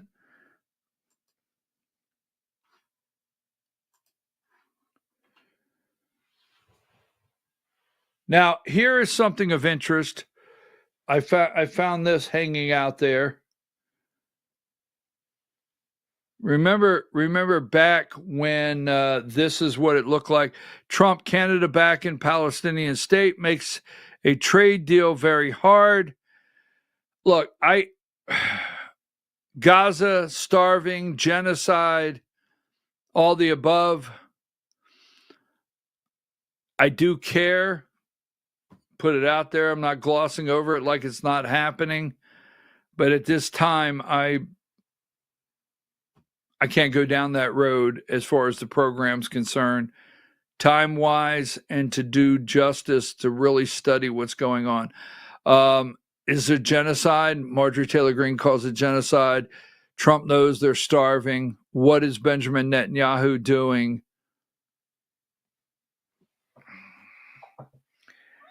I think all of you know that are used to the show.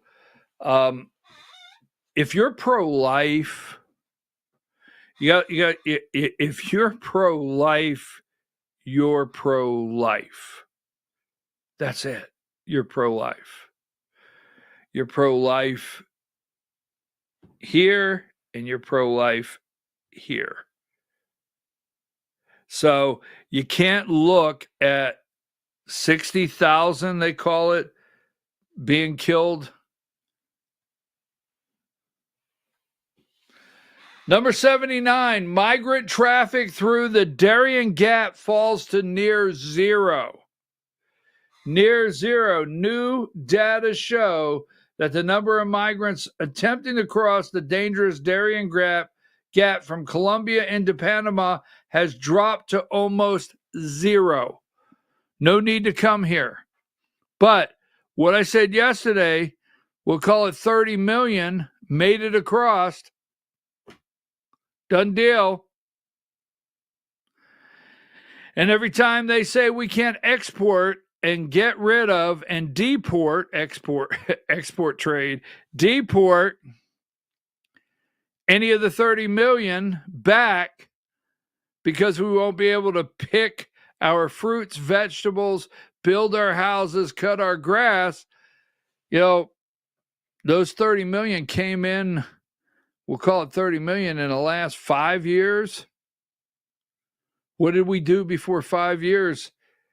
5 years ago. So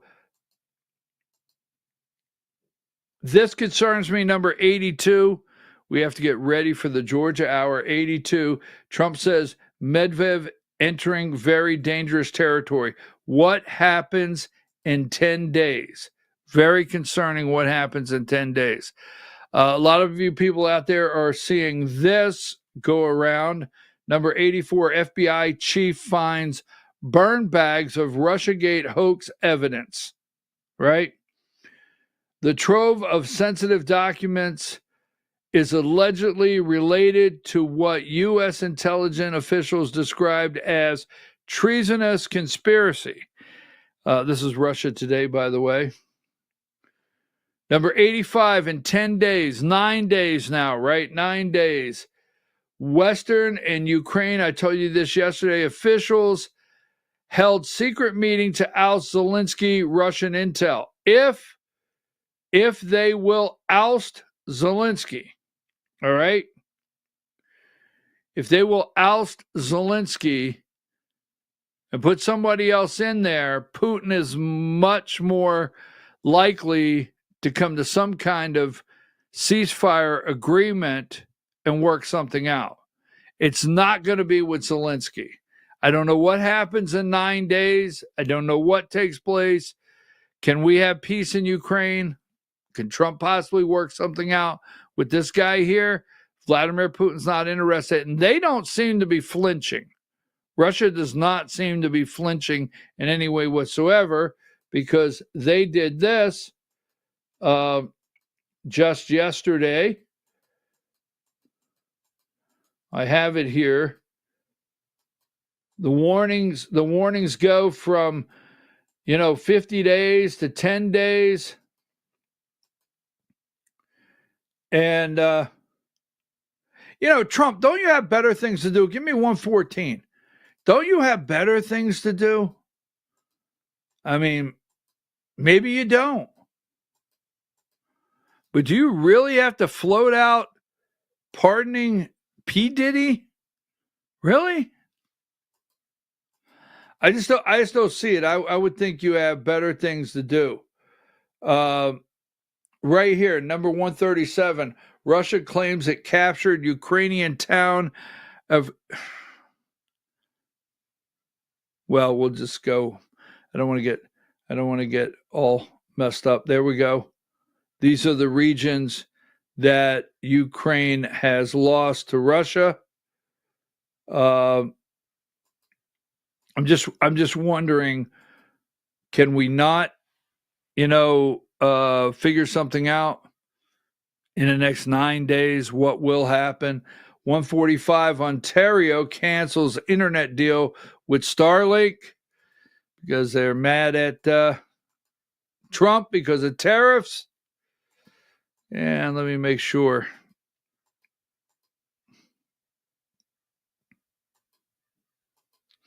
Yesterday was Ozzy's funeral.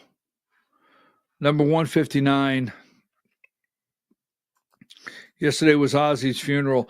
And what about this here? 161.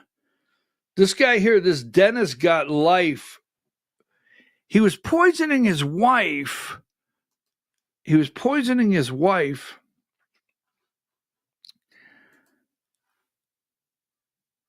Poisoning the protein shakes. He was making her protein shakes for her. with poisoning. He got life for murder. All right, so we have about 10 minutes. I want to give you a little heads up, 163. Now, I said this at the beginning of the show, the Georgia Hour. Why am I going into the state of Maine, right? The state of Maine. I'm going to show you that. I'm going to show you why I'm going into the state of Maine.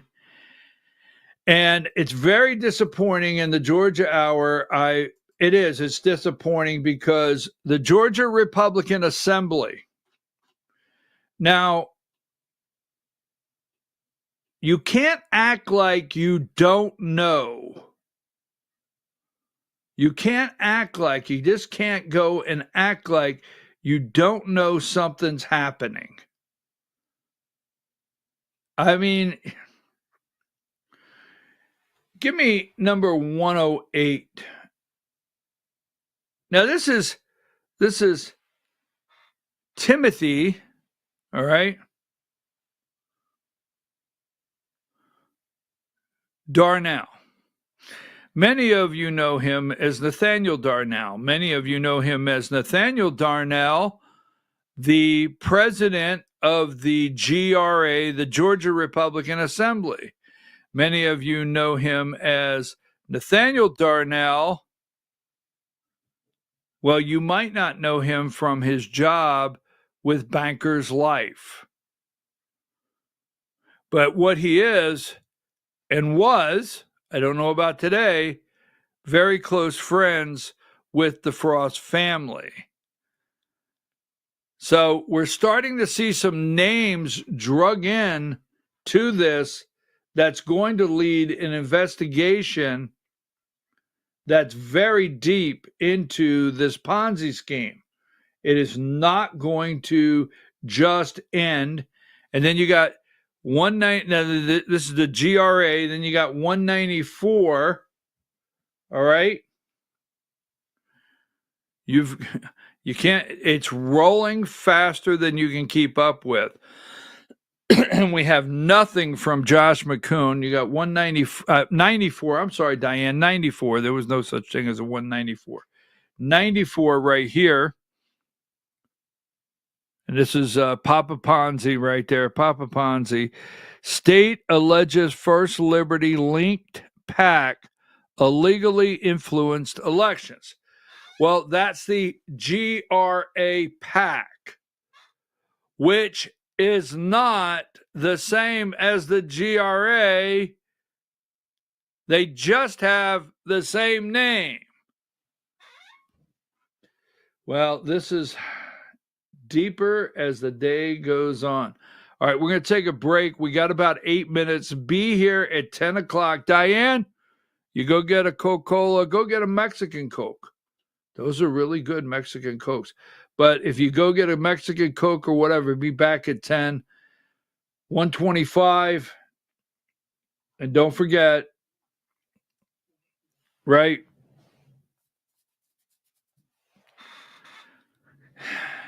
And if you need an eyewitness, 124. Here's your eyewitness.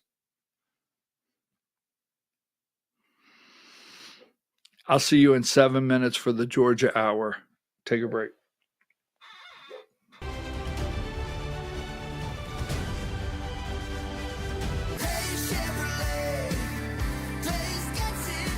Massive truck discounts are back at Days Chevrolet in Jasper. Up to $10,000 off Silverado 1500s. Up to $5,000 off Silverado 2500s. Don't wait. Get them before they're gone. $10,000 off Silverado 1500s. $5,000 off Silverado 2500s at Days Chevrolet in Jasper.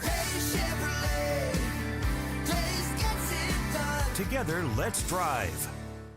Larry's Body Shop in Ellijay. Family owned and operated since 1978. The latest in cutting-edge digital technology and state-of-the-art equipment allow our iCard Gold Class certified technicians to restore your vehicle. Our second-to-none customer service will work directly with your insurance company. Major accident or minor fender bender. We take the dents out of accidents. Larry's Body Shop, North Georgia's #1 body shop. Visit us at collisiondecision.com.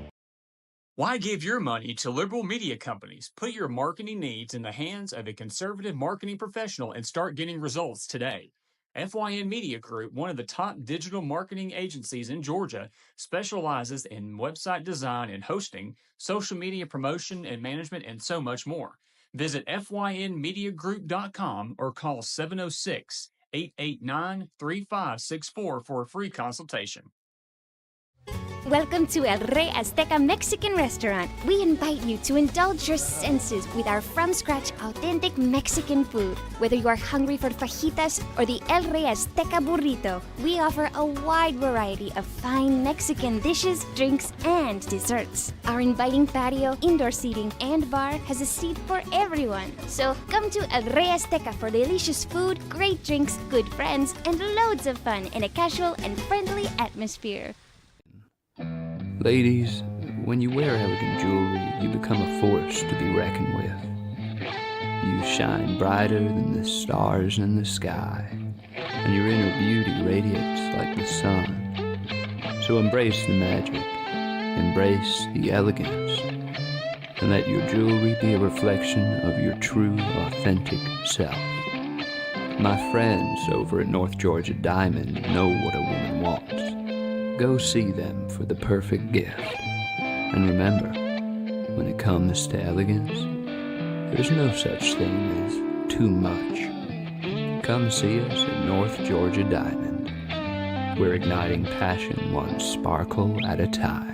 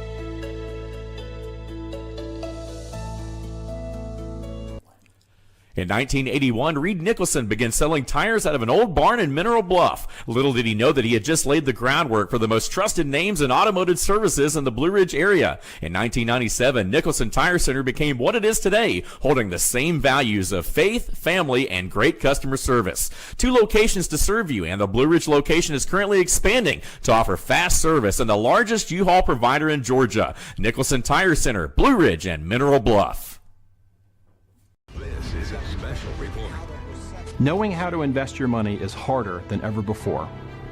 Dealing with stock market volatility, record debt, and terrorist attacks requires new thinking. At U.S. Asset Management, we can help you see the world more clearly so that you can move beyond the chaos and invest with confidence. Call us, visit us online, or drop by our office. U.S. Asset Management, helping you make better decisions with your money. Mesquite Grill, now offering online ordering for your convenience. Check out our new website at mesquitegrillbr.com. That's mesquitegrillbr.com. The great food and service you have come to expect, ready for you when you arrive. Open 7 days a week with a fully stocked bar and friendly service. Bring your furry friends with you and dine on our pet-friendly patio. Also, check out our catering options and let us prepare delicious food for your next event.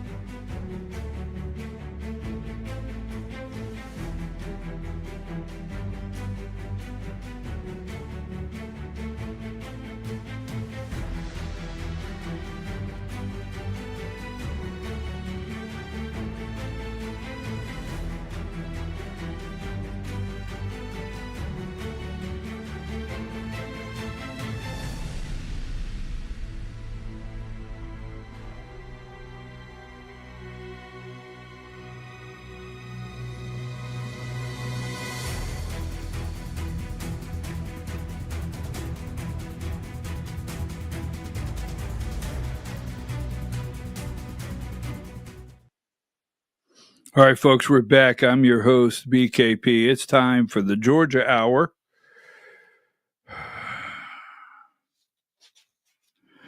So, you hold on. You may not believe this, but there's what I really enjoy, and I really enjoy not voter. What am I going with? I'm going to have to get my act together to do an hour here on the Georgia. I got a lot of information in the Georgia Hour. What I really enjoy is viewer disagreement. I absolutely love it. It makes my day. It really does. I mean, if you disagree with me and you send me something solid, I'm going to go this afternoon and study it like you would not believe. And I love it. I absolutely do. It's one of my favorites. I call it viewer disagreement. It happens from time to time. I'm your host, BKP. You're watching BKP.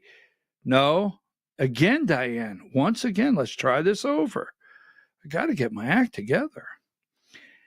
I'm your host, the BKP. You're watching the Georgia Hour. The Georgia Hour, July 31st, 2025 on voiceofruralamerica.com. Diane, I got a note. Now, I don't know. I know you put a lot of stuff out. I don't know how people see it. That are we running live everywhere? Because every day, not every day, but some days there's networks out there that somehow, some way, we're not live. Not every day. Diane puts it out. I don't want to make that sound like anything other than from time to time, just these little things happen where we get messages that our stream cut off over here, it cut off over there. It happens, right? I haven't gotten any messages, and everything looks good on my end. All right. Okay. Now, I'm glad to know you exist. I'm glad to know you're there. I mean, God forbid I miscount something or put it wrong. You'll correct me in front of God and country over it. I'm going to call for 106 just so you have to look for it. All right, getting back. All right, so I'm your host, BKP. It's time for the Georgia Hour on voiceofruralamerica.com. Now, Diane, I'm going to send you a new graphic that I just received. Houston Gaines, before we get rolling,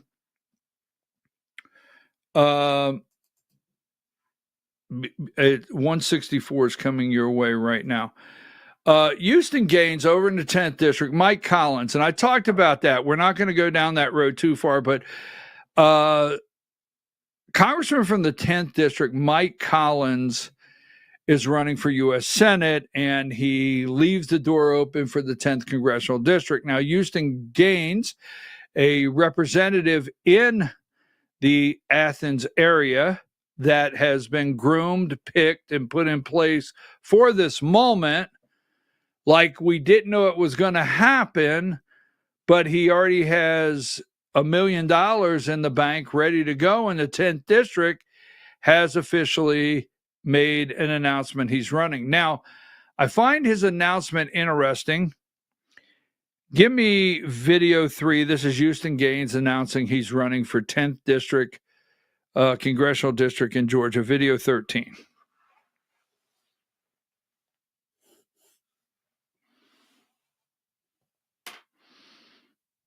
Did I send you that? It was a late one. I don't know. Did I tag it and send it? You sent it to me. I just downloaded it, so I just got to load it. Okay. All right. No problem. So anyhow, right here it is. A nursing student. Killed on the University of Georgia campus. Police say an undocumented migrant killed Laken Riley on the campus of UGA. Georgia State Representative Houston Gaines. I know this is your district and this is very, very difficult for all of you, very personal for you. As somebody who's born and raised in Athens and a University of Georgia graduate, this has just been such a tragedy. The southern border has been a total disaster. People are sick of what's happened with illegal immigration. It has to stop because people's lives are at risk, and we saw that right here in Athens. All those people are seeking asylum. You should come. Immediately surge to the border. He says undocumented immigrants who are arrested by local police should not be turned over to immigration officials. Your legislation aims to change that. What do you want to do? Make dang sure our local governments are doing their job and enforcing the law. Following nationwide calls to defund police, a Georgia bill is aiming to defend the women and men in blue. Republican Houston Gaines of Athens wrote the measure. We need to support our men and women in blue, not reduce funding, but actually increase the resources they have. I'm proud that we got this done, and we're going to make sure we keep our community safe here in Georgia. Back the blue. Deport criminal illegals. Conservative Houston Gaines is fighting on the front lines, keeping Georgia safe, keeping illegals out. We need battle-tested, America First warriors in D.C. to work alongside President Trump to restore common sense and defeat the radical left, destroying our cities. Houston's been doing just that in the State House. Now it's time to take the fight to D.C. and stand with President Trump. Houston Gaines, conservative for Congress. Well produced, right? Well produced. Laken Riley, the murder of the UGA student over there by an illegal in his district. Well produced. The Brian Kemp candidate, well funded, ready to go to D.C. As Brian Kemp, once again, I'm not attacking Houston Gaines. I'm just telling you the facts. He's Brian Kemp's candidate and in the 10th district. And once again, the governor of Georgia has every intention of controlling every race he can in the state. I mean, it's amazing how this guy wants to control every race, and it's all money. Now, I want to ask you a question, and then we're going to move on to some really big things that are going on with the largest Ponzi scheme in the history of Georgia, tied to Christianity, religion, politics, patriot economy, Georgia Republican Party. And it's not ending every single day. Like yesterday, I left here, and I'm serious. I left here, and I was thinking to myself, well, I didn't go anywhere. I don't drive anywhere. I go down to my cigar pit. Don't try that at home, okay? So anyhow, I'm going to have a ribbon cutting. I'll see if you get invited. I am. I'm putting together a little area for smoke-filled outdoor deals. So I'm sitting there yesterday, I'm thinking, wait a minute. So I'm reporting things that Brad Raffensperger is doing. Now, easy before you attack me, in not a positive way, but a positive that the Secretary of State's office is doing the right thing. I'm sorry. I have heartburn. And then I'm going to report things that come out of the Peach Pundit when Scott Turner's attacked me. I mean, this former state representative has written attack articles on your host, but I'm going to report something out of there. And then I'm going to go and continue to report from the AJC and so forth. And I said yesterday, I said, please, just today, nothing new. Let's give it a break. I have to catch up on some of these races. Nothing new. And yesterday, the explosions continue. I mean, just enormous, to the point that all the things that we said would develop are starting to show. Just they're starting to just lay out there. And I'm going to put that out for you. So but yesterday, we have the 10th district. I said this. I just want to say number 66. Do your own investigation. Get back to me on this because you will find Brian Kemp wants to control the Senate race. He wants Derek Dooley to run for Senate. He wants to control it. He wants to control the donors. Remember, he told the donors, hold on to your checkbooks. Don't write any checks yet. Brian, Marty, and the girls. Now, there are 3 girls in the Kemp family. Go do your research and see if you can find one of the Kemp young ladies that is tied to fundraising. I mean, I'm thinking like this. Let's just say this for a question mark out there. If $1 million comes, or $100 million comes in on a Senate race, would this family or a particular member of this family benefit by about $10 million in their pocket? Go start checking that out as we look closer at the Senate race. Now, the battle line is drawn, 63. The battle line is drawn in Georgia. I watched it yesterday. I will watch it today. Now, I said this, and give me 121. Mike Collins is out. You probably got the Evite also. He's out inviting people. Now, I find it interesting. Jackson County is back in the 9th district, right? Is the whole county in the 9th district? I don't know. But it wasn't a 10th. It wasn't a 9th county. Or Jackson, Georgia. Jackson, Georgia. Oh, that's Jackson, Georgia. That's not Jackson County. Wow, I got to put that. That's Jackson, Georgia. I'll be daggone. That's a whole different direction. Well, as I get my bearings straight on my geography of my map, Jackson, Georgia, not Jackson County. Interesting. He's having a kickoff. You got invited to that. And the battle lines yesterday that have been drawn are just exactly this right here, 116. I'm only showing you 2 of them. But all day long, Mike Collins spent, I know this for a fact because I heard the calls. All day long yesterday, for the most part, Mike Collins spent all day just banging the phone, calling state reps and state senators to get their picture in an endorsement, right? Because everyone that he puts in an endorsement says, hey, I'm not supporting Derek Dooley. I'm not supporting Derek Dooley. I'm Jason Ridley. I'm supporting Mike Collins.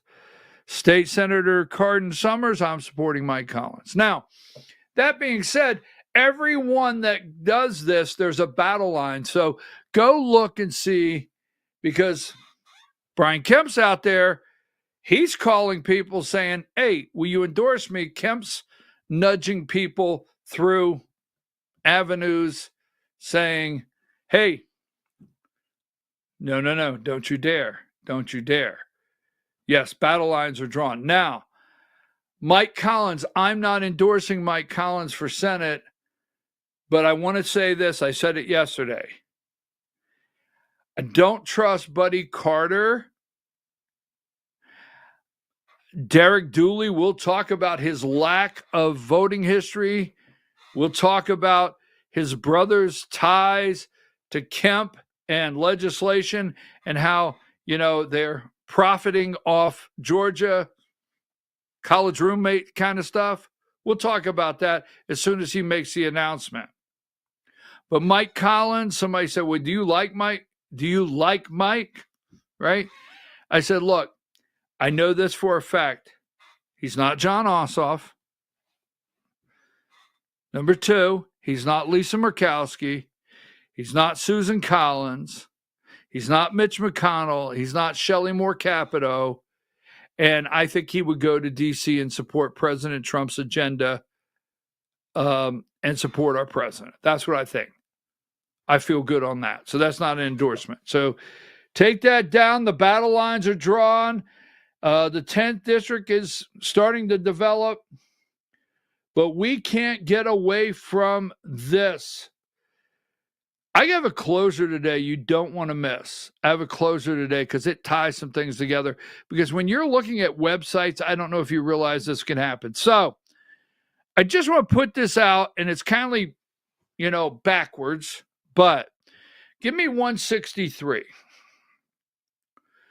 Wow, this is going to be a long 45 minutes, Diane. I got to get it done. I have some meetings this afternoon. Oh, yes, I do, folks. Daxlin running for Maine House. Now, we're going to go a little backwards. So this will require your full undivided attention. You got it? So why would I put up a press release with this lady running for the a House district in the state of Maine? Now, Diane, I want you to check something. Or you out there, check it. Will you check this? Will you fact check me? Real time. Will you do a real time fact check for me? Now, I don't know if I'll have my dollar value correct because it's been a mystery to me until yesterday. Why? Maine. But fact check me.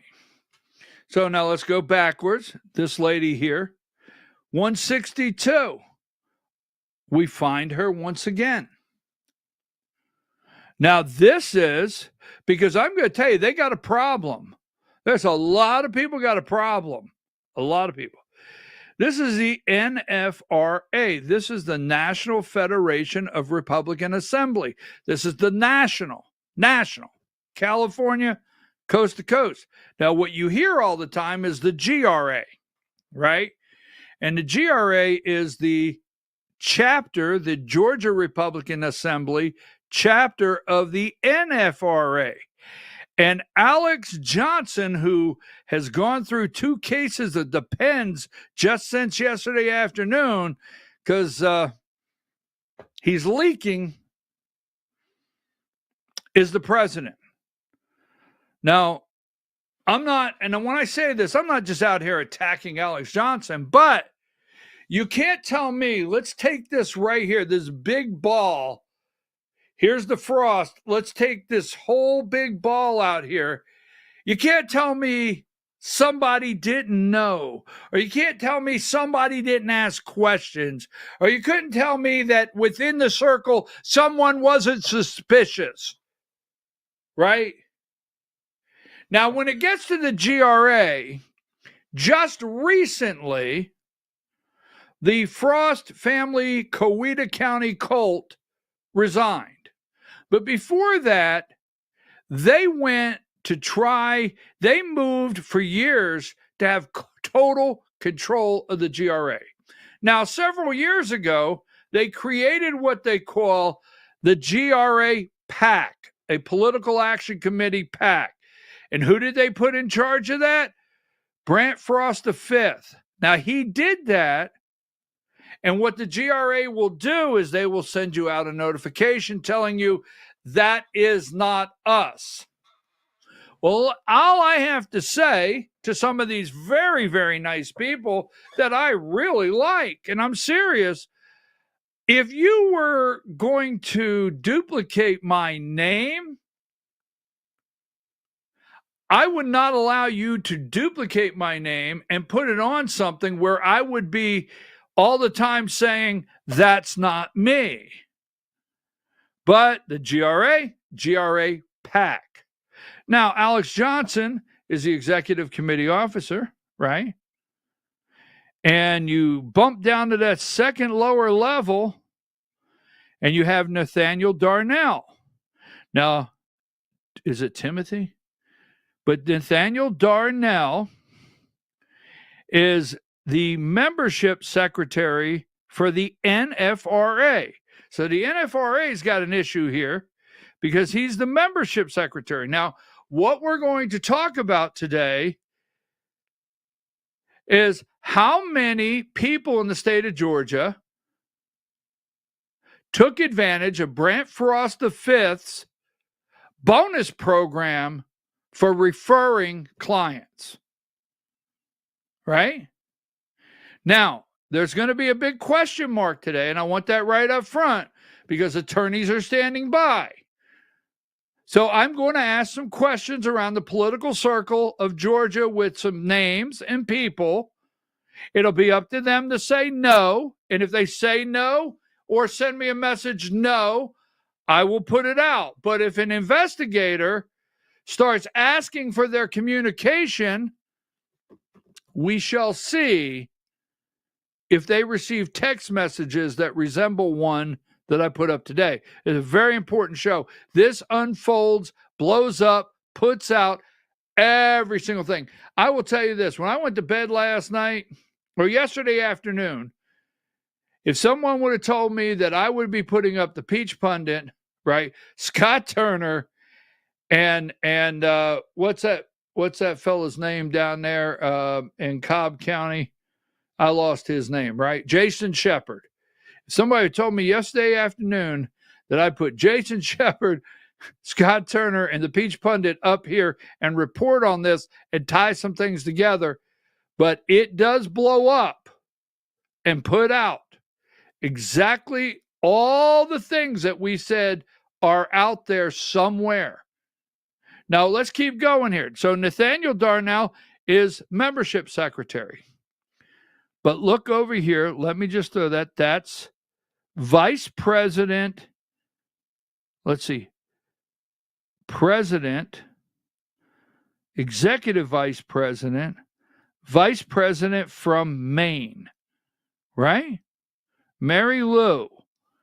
She ran for state house, right? Give me 163. This is the National Federation of Republican Assembly. She ran for the Maine House. Go back to 162. She is actually an executive on the NFRA Executive Committee officers. She's on there as a vice president. Across the road there from Nathaniel Darnell, up Alex Johnson. Did First Liberty or Frost the Fifth, did First Liberty Building and Loan, Frost the Fifth, or somewhere out of the Frost family, Coweta County cult, send the Maine Republican Party $12,000? Now, I don't have that written down. But like I was looking, I see Alabama and I see these other places. And then all of a sudden I see Maine Republican Party. Did you see that too? 12 grand up into Maine, and you're like, Maine Republican Party? Interesting. So we will see the development here, because the NFRA and the GRA are actually stepped into something I don't think they can get out of. Now, referrals. So yesterday, wow, I'm trying to put this together to make sure we do it in a way that I don't lose.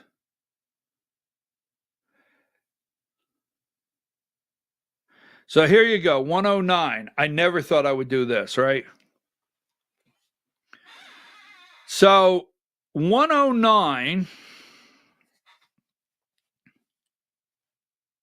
see Nathaniel Darnell down there. The Peach Pundit puts out, they call it the Frostopolis. Referral fees, broker rules, and the role of Nathaniel Darnell. Now,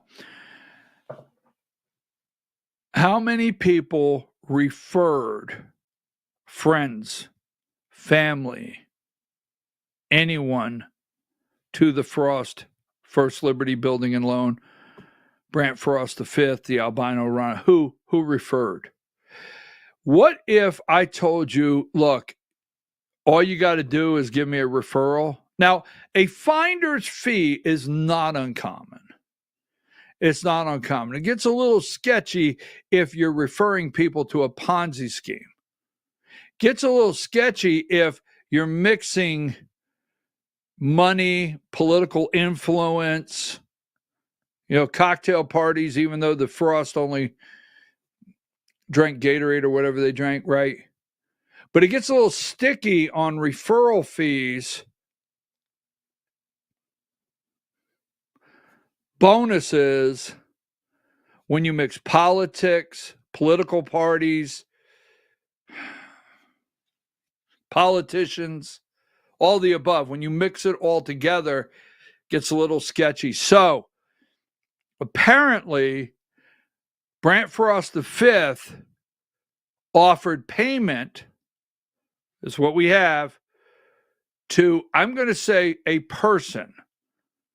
We're not going to say people until we hear others. But, so we don't know if he got a referral fee, but he is president of the GRA chapter of Georgia, Nathaniel, and very good friends with the Frost family for years. So here he is, 108. His name's Timothy Darnell. And he is a broker, I guess, insurance sales representative, bankers, life and casualty company, financial advisor. So he is, I hear he's a licensed trader, or he holds a license.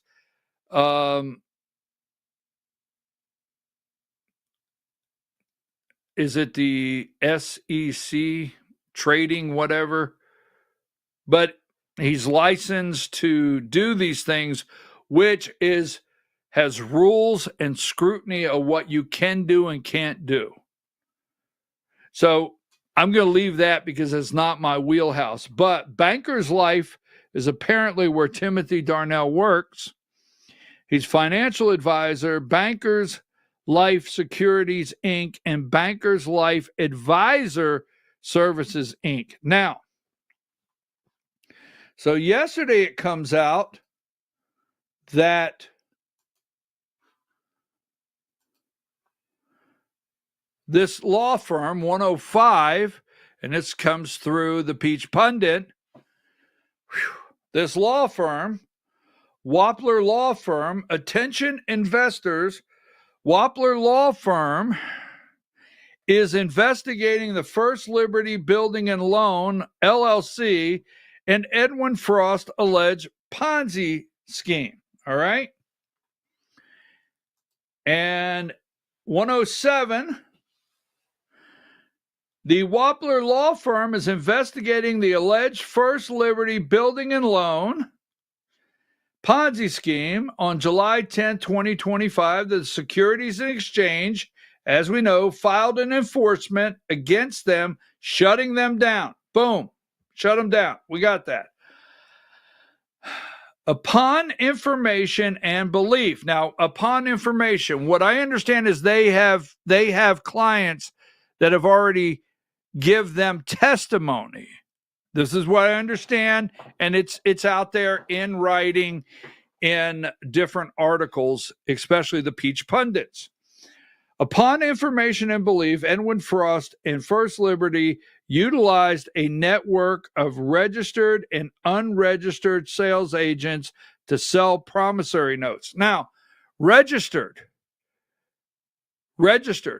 They were using, they say plural, registered sales agents.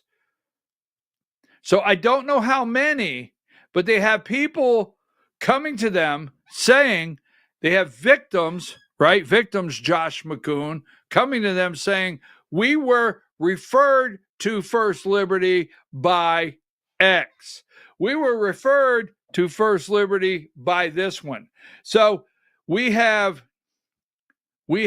people going and saying they were the fraud, they were referred to the network of registered and unregistered sales agents to sell promissory notes and loan participation agreements to retail security investors. The promissory notes and the loans participated agreement were,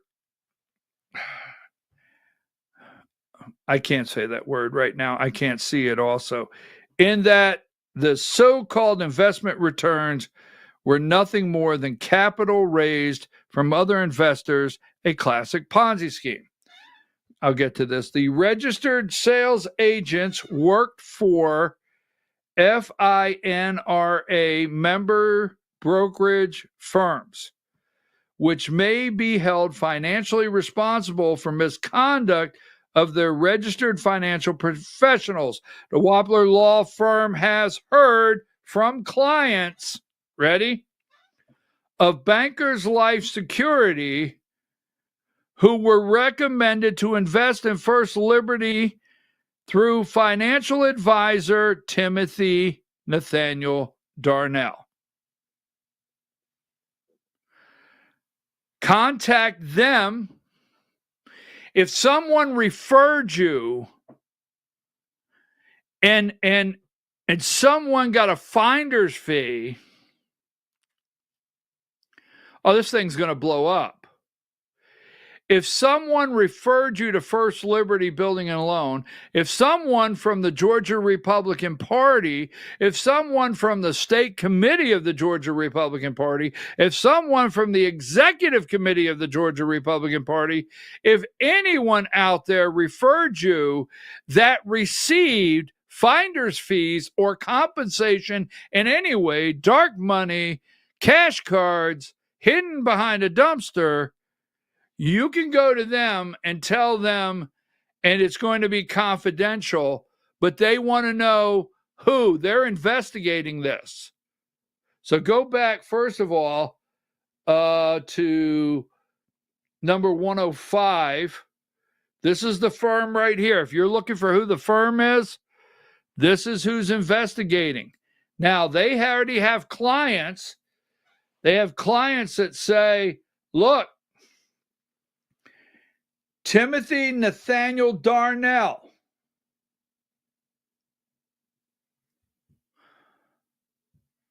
Timothy Nathaniel Darnell. Right here, number 108. Now, we don't know this morning. We only have the Peach Pundit, right? That's Timothy Darnell, Nathaniel Darnell. Sorry about that. Give me number 108. I mean, that's 108. Give me 110, 109. Now, you can go and read the full article here where they lay all this out. They actually explain the rules, right?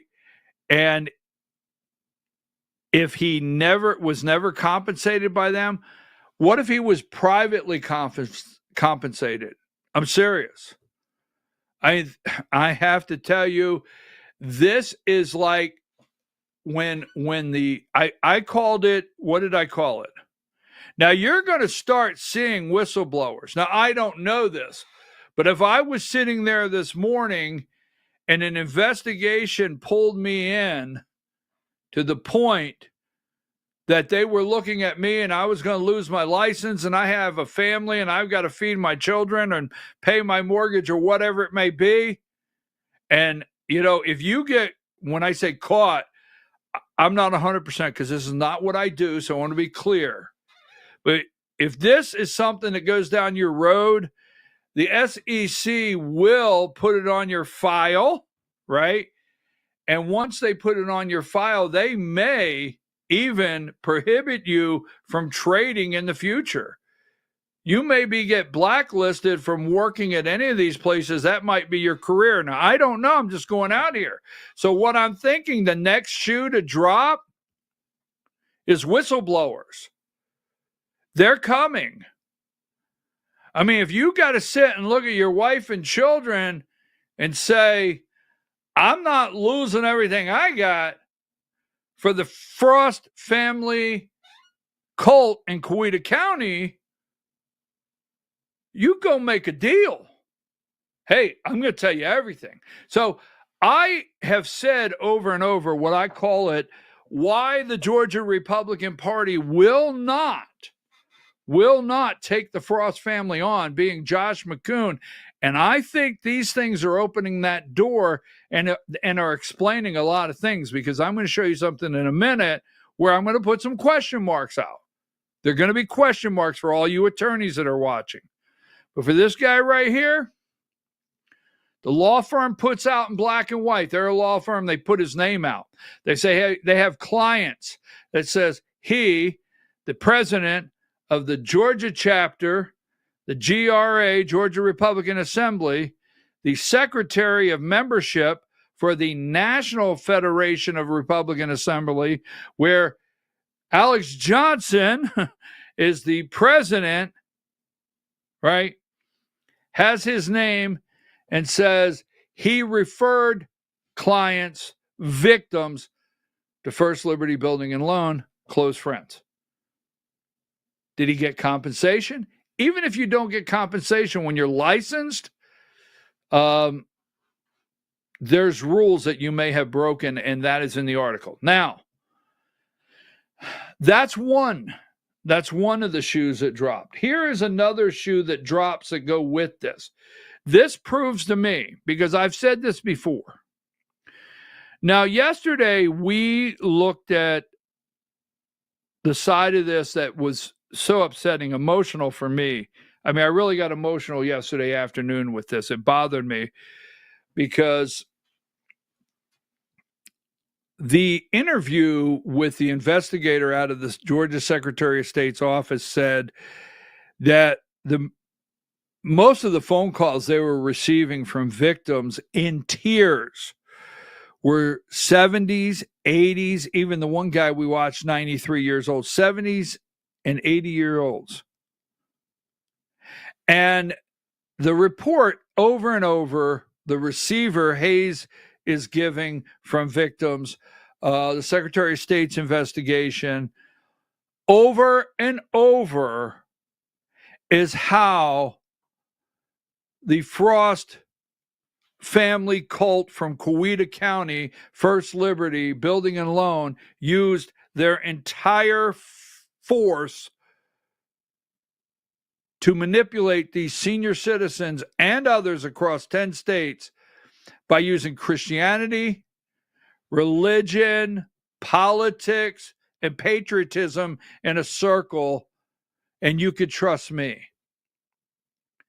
In fact, it's almost like they were telling people they are on a mission from God, because they would sit down with donors and say, we give back. They had it on their website.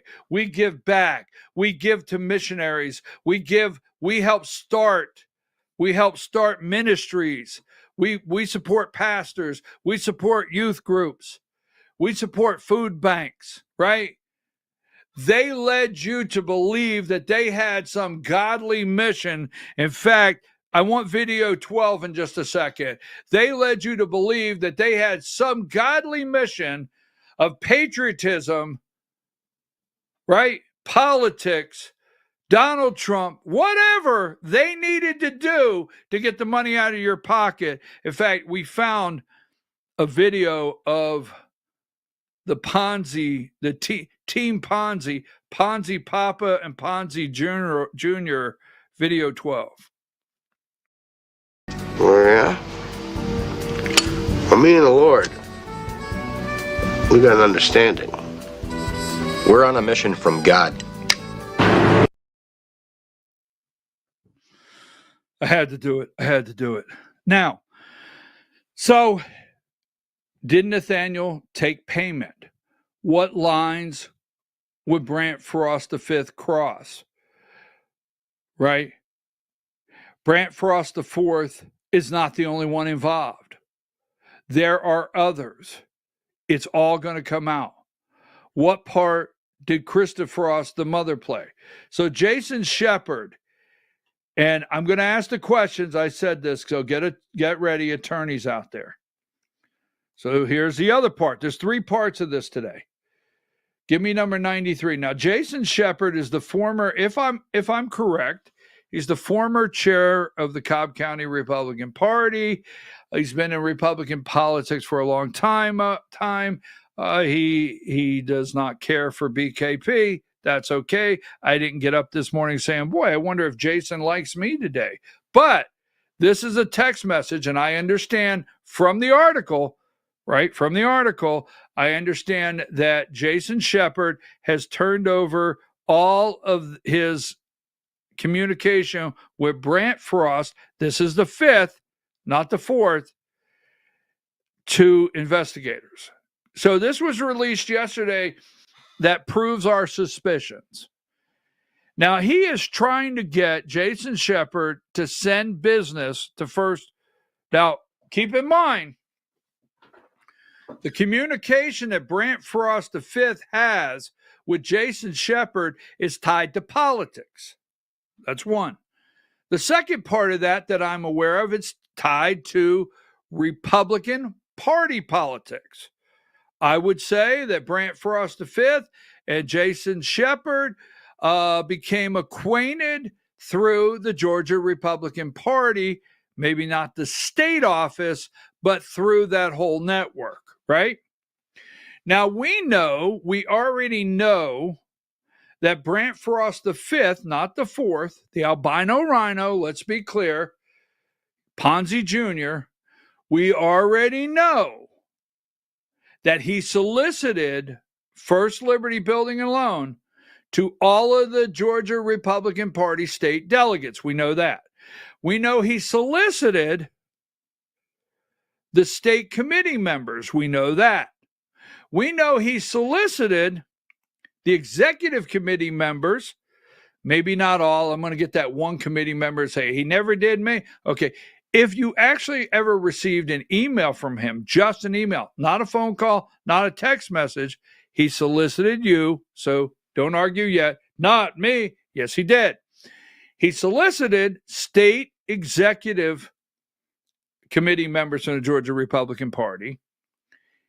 He solicited the former chairman, and I will allow the former chairman, David Schaefer, to tell you his story. I won't give it to you, but he solicited the former chairman of the Georgia Republican Party, David Schaefer, right? So what you want me to believe is he stopped there.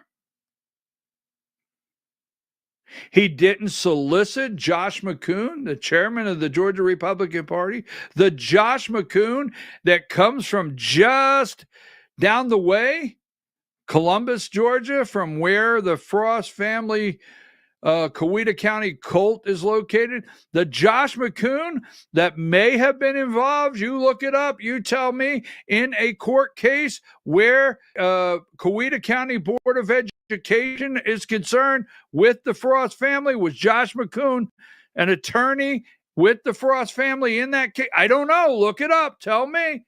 All right. Are we talking about the same Josh McCoon? The same Josh McCoon that was the assistant insurance commissioner when Jim Beck, Josh McCoon that was very close to Jim Beck that went to prison.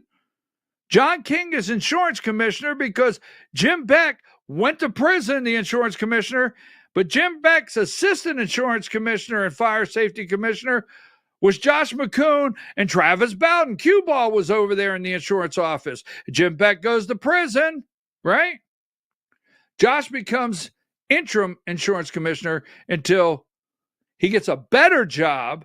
This guy gets a better job with the state of Georgia as the vocational head of the vocational system of Georgia legal department. $229,000 a year, a lot more than you make at the insurance commissioner's office. But Josh McCoon has been around a lot of smoke. Josh McCoon, the very, very close friend of the Frost family that got very upset when David Cross said at the GRA convention that the Frost family was a cancer on the GRA. That Josh McCoon, the Josh McCoon that at the 3rd district, when Katie Frost was standing up there lying through her teeth, boom, big gap, through her teeth, that these questions came from the audience and she didn't know what they said, asking David Cross if he had been fired when Nathaniel Darnell, holy smokes, and their family is running a Ponzi scheme, but she had the gall, nerve, whatever you want to call her, to ask David Cross that. And then, let's check my memory. You go check the tape. Get back to me. Then she asked Josh McCoon, what does grassroots mean to you? What does grassroots mean to you? Go see. Quote it for me so I know. Josh gets up and says, well, first of all, grassroots is Jacqueline McCoon. And then he went into a defense of the Frost family. Remember that? Right? Go check that question out and get back to me. In fact, I want an answer. The 3rd district, right? All of this was manipulated. All of it was corrupt. All of it was rigged. These are really, really bad people.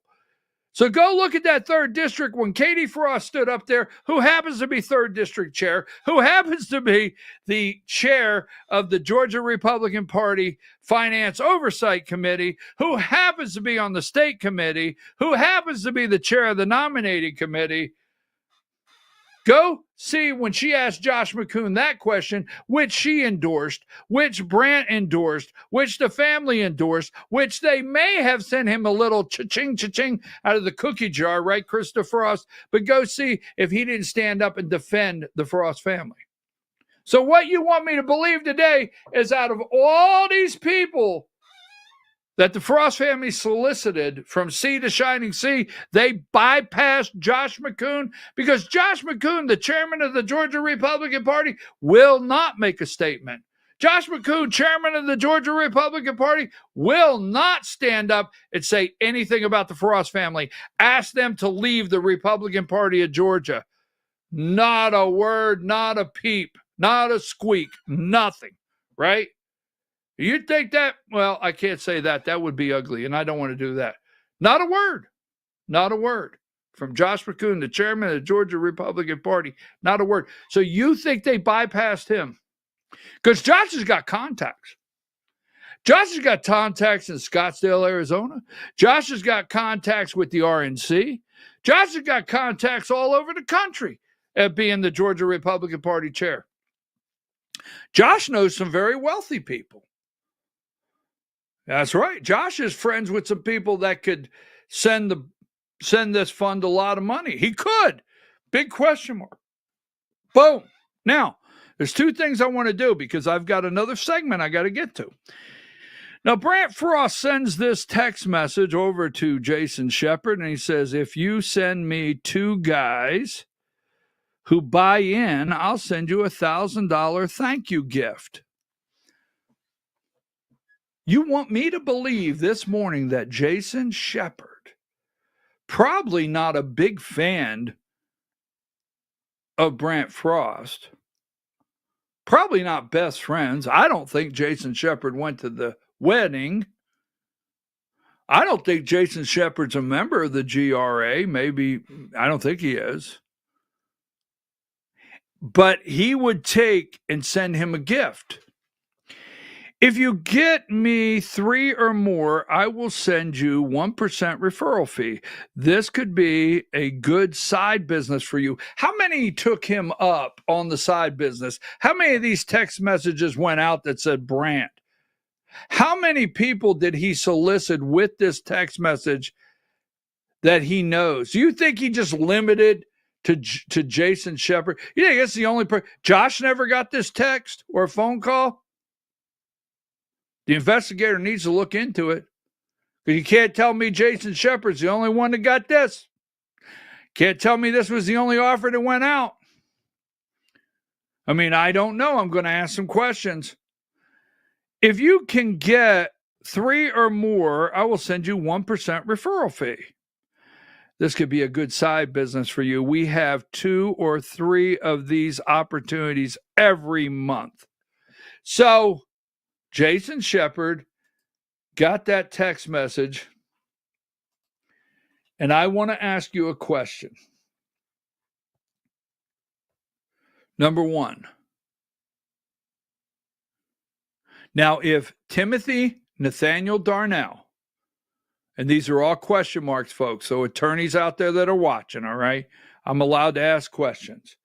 If Timothy Nathaniel Darnell was referring, according to this law firm and according to the people that have come to them to tell their story, the victims, if he was referring, to First Liberty Building and Loan, how many in the GRA network were referring? Was Alex Johnson referring? Is Alex Johnson in? Because Timothy Nathaniel Darnell says he was in the fund.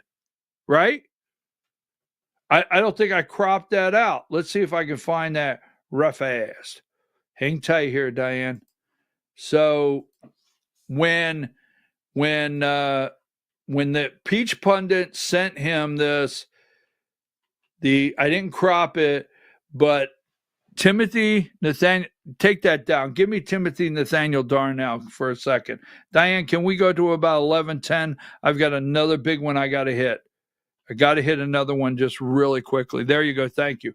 So when Timothy Darnell was asked this question by the Peach Pundit, he responded and he wrote, "Hi, Scott. It is shocking and appalling what happened with First Liberty. My family are among the victims who were deceived and who entrusted money into their loan program. Along with many other victims, we are awaiting instructions from the receiver on how to proceed our claims to attempt to get our money back." So he's not just a hair club for men investor. He's a client. Period. There you go. The guy is a client.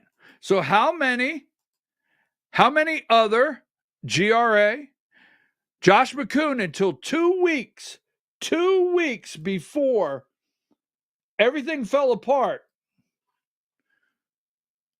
Josh McCoon resigned. The Frost family cult resigned. A bunch of people resigned. So if he invested his money, right? And how many others invested their money? I mean, I would think by now, right now, that Josh McCoon, the chairman of the Georgia Republican Party, why do you keep going to the Georgia Republican Party? Folks, this fabric is so like this, right? Everything I have asked you. Why can't he just put out a solid statement? I was not an investor in First Liberty Building and Loan. I will work any way I can to help victims. The party will work to help victims. You know, we stepped forward and gave back the money, and I never referred anybody to First Liberty Building and Loan. And why are we angry about this? Because we have a 2026 election to win. And guess what? Every time we turn around, this is blowing up. And we tried to tell you, I don't like give me number 12. And I told you so. Right? Number 12, Georgia Republican Party. This is why we cannot stop this. We've got to clean this swamp out. Right there, Georgia Republican Party. Katie Frost standing back there. Wendell, hi. Right? Dennis Futch, hi. Jackie Harling, hi. Candace in red, hi. There he is. His name is Mike Crane. Mike Crane, first vice chair of the Georgia Republican Party, installed through the Frost family with the blessing of his former colleague, Josh McCoon of the Senate, when they ousted me to put him in place. He chaired our rigged convention. You can't make this up. Did he refer people? Is he in? Was he in the fund the day he was standing there? Was he referring people the day he stood there? I mean, every last one of them should be asked to resign. Now, he's not there anymore. But there should not be any of them that are still there. So I want to ask this question. We know that Brant Frost V offered deals. We know that. So, number one, were these guys ever investors? That's Cue Ball, Travis Bowden, Josh McCoon. Were they investors? Did they refer people? Where do they stand? How about right here, number 4? Why the silence? Because we know Brant Frost V made deals. Why the silence, right, of Greg Dolezal? Why would he allow the rumor to be in the millions of dollars and not say a word? Why? Did he refer people? Did he have an investment group like a book club? Was he Was he head of an investment group like a book club? I mean, there's rumors out there, and it really is. I say rumors, but they're swirling with all kinds of smoke that there's private investors who don't want their names out that work through like a bookie. I'll put it that way, right? Someone ran the numbers for them, placed their bets. Silence. Total silence. Number 5, silence. The Georgia Republican Party RNC state committee man, number 5, very friendly. This is Katie Frost. Very friendly with Mongo right there. Mongo, Jason Thompson. Was he an investor? Was he? Question mark. Did he refer people? Did he get a referral fee? Does he have those text messages? How about this one here? Alex Kaufman, number 6. Is he an investor? Oh, wait a minute. Oh, Brant Frost would not. He would Jason Shepard. He would not solicit this individual, the Georgia GOP Republican Alex Kaufman, their attorney. He wouldn't solicit him. He only picked certain people throughout the patriot economy that he was going for.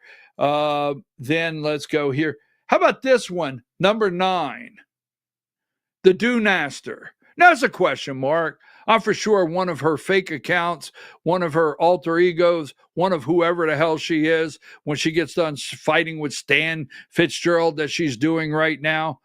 I think when she gets done, was there ever a financial benefit question mark? Because you don't think that the Do-Naster here and Brant Frost were friends? Wouldn't you just love to see all that communication?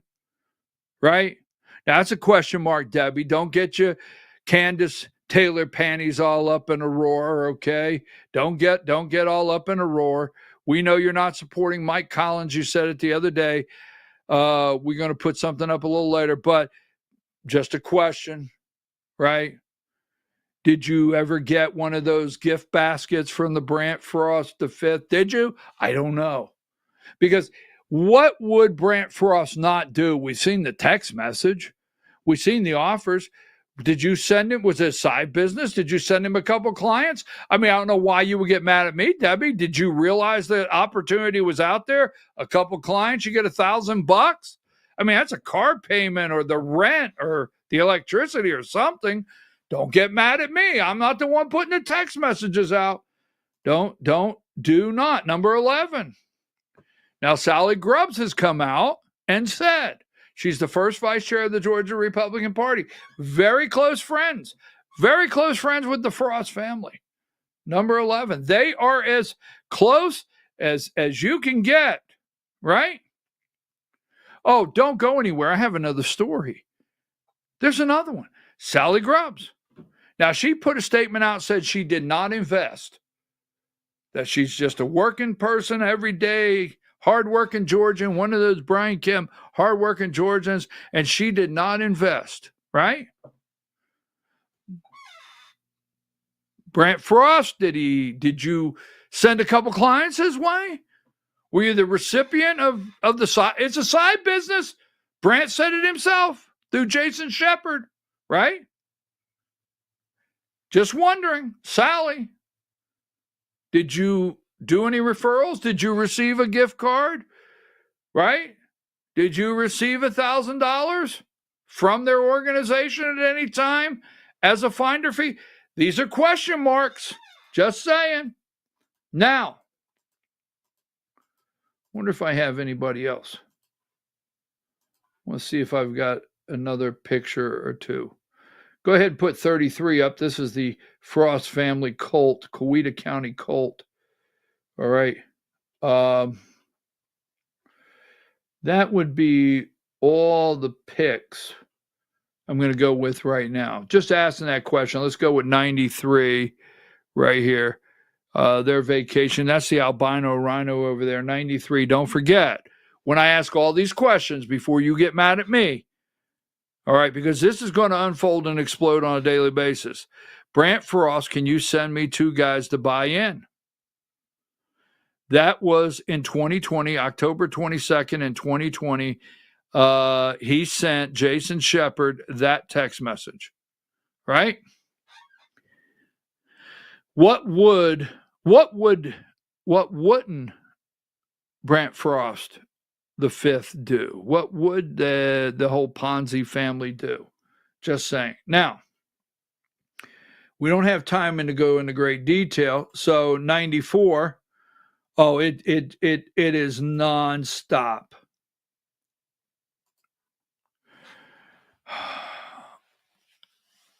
So, state alleges First Liberty linked PAC illegally influenced elections. Like, slow down. I can only do so much in one day. So the State Ethics Commission on Wednesday accused a conservative political action committee of 61 violations of Georgia law in a case stemming from the collapse of First Liberty Building and Loan. Now, this is a case stemming from. There's a full investigation. There's a full investigation into Heartland Mortgage or whatever it is that Brant Frost V opened. Full investigation. Full investigation by Secretary of State's office into First Liberty Building and Loan. I propose a full investigation from attorneys for communication, from the Secretary of State, the SEC, the FBI. I suggest a full investigation. I am a Republican, lifelong Republican. I'm one of the best damn Republicans.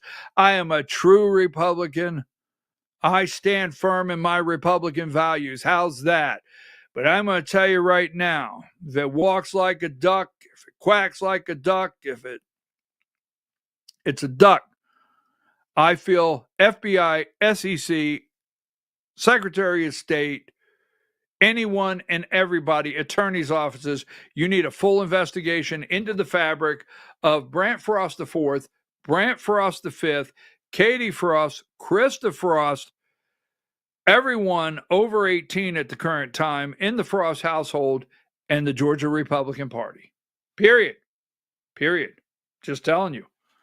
And I'm drawing a true, because don't tell me Josh McCoon didn't know what was going on in the GRA. Josh McCoon, the chairman of the Georgia Republican Party, was a member of the GRA in good standing, right? Up to 2 weeks before this was revealed that it collapsed. Close friends with everybody. Mike Crane, the Frost family, you name it, very tight. 2 weeks before this collapsed. So you can't tell me that the GRA, including Josh McCoon, did not know some things were not correct over at the GRA PAC. Now, the Georgia Republican Assembly PAC failed to report tens of thousands of dollars worth of campaign expenditures, failed to file numerous required campaign reports, and failed to properly register as an independent political committee before accepting contributions, according to the complaint released Wednesday. Now, this is the GRA PAC. All right, go to the number 95. The Atlanta Journal-Constitution investigation found that the Georgia Republican Assembly PAC was the top recipient of Frost campaign contributions. The Frost-linked committee supported far-right GOP contenders who often challenged more establishment candidates. The family donated roughly $162,000 into the PAC. Now, the Georgia Republican Assembly PAC was controlled by Brant Frost V. They shifted money over from First Liberty, $162,000, into the PAC to send out. And I would like to ask you to see if you can find Maine. the Georgia Republican Party of Maine received $12,000, and then go back and look at who's in the Republican Federation, the National Federation of Republican Assembly. Now, here's 97 before the State Ethics Commission. Now, this will have Brant Frost V tied right in there. 97, the Georgia Republican Assembly, GRA PAC. You guys got problems. Comes now the Georgia Ethics Commission and files this complaint against the Georgia Republican Assembly PAC. Therefore, respondent and asserts the following. Guess what? Respondent organized as a domestic limited liability company with the Secretary of State of February 3rd, 2017. The entity was organized by Brant Frost V, Ponzi Jr., the albino rhino, right? Now, I don't have time, but look at this page. Go to the next one, 98. And then go to 99. Now we start looking like 100. Respondent failed to file in December 31st, 2021 disclosure reports. All the way down to 24, respondent failed to file in June of 2025 disclosure reports. That was June. Respondent failed to file its May 9th, 2023 disclosure reports. Wow, 101. But the GRA, so the National Federation of Republican Assembly, headed up by Alex Johnson, right? Timothy Nathaniel Darnell is the membership secretary, right? You flip over, the GRA has Timothy Nathaniel Darnell, which is being reported, has referred clients to First Liberty Building and Loan, is the chair or president of the GRA, and Alex and Nathaniel and others know that Brant Frost created the GRA PAC and registered it in Brant Frost V's name. Are you following any of this? And you want to know why the Georgia Republican Party, Inc. Give me number 102. Number 12, respondent failed to report and itemize an independent expenditure to the print source on or about April 29th for $1,179. So they failed to report these things, meaning very possible Brant Frost V took this amount of money, had things printed, sent out, and didn't want people to see it. Oh, yeah. This is nonstop. Number 16, respondent failed to report and itemize an independent expenditure to the print source. Somebody look up the print source for me. Easy. Respondent failed to report and itemize an independent expenditure to the print source on or about May 11th, 2022, in the amount of 21,679 buckaroos. Respondent failed to report and itemize an independent expenditure to American Campaign Services in 2022 for $35,400. Let's see what else I want. Let's see what else. Oh, there's one. That's the print source again. Respondent failed to report and itemize an independent expenditure to who?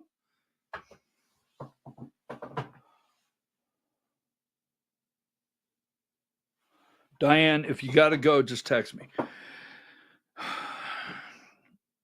Number 22, respondent failed to report and itemize an independent expenditure to the Stone Ridge Group on or about June 2022, 2022 for 10 grand.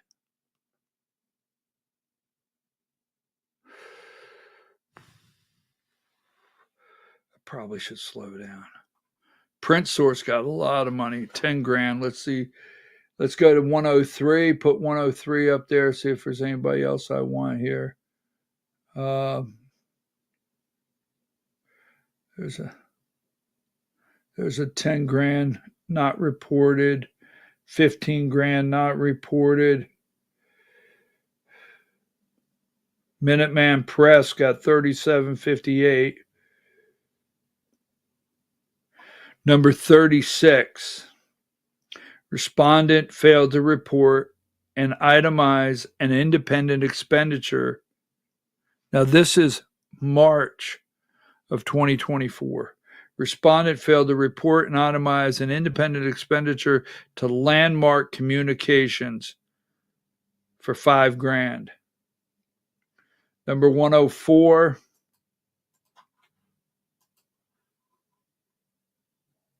So how many of you out there, and I know I'm going to get in trouble for this one, and I'm going to really get in trouble, but how many of you out there remember when Buck Bundy got a credit card? You remember when Buck Bundy got a credit card?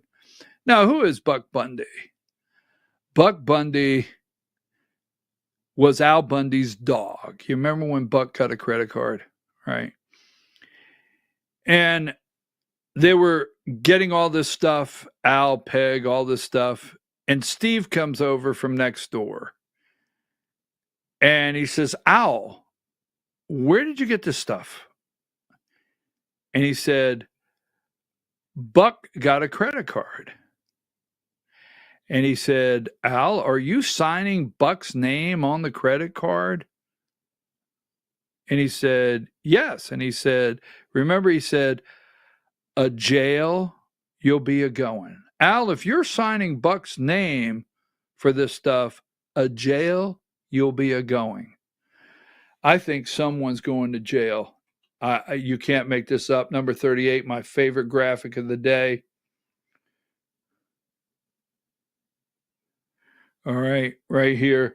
I started Heartland Capital because I burned the banana stand.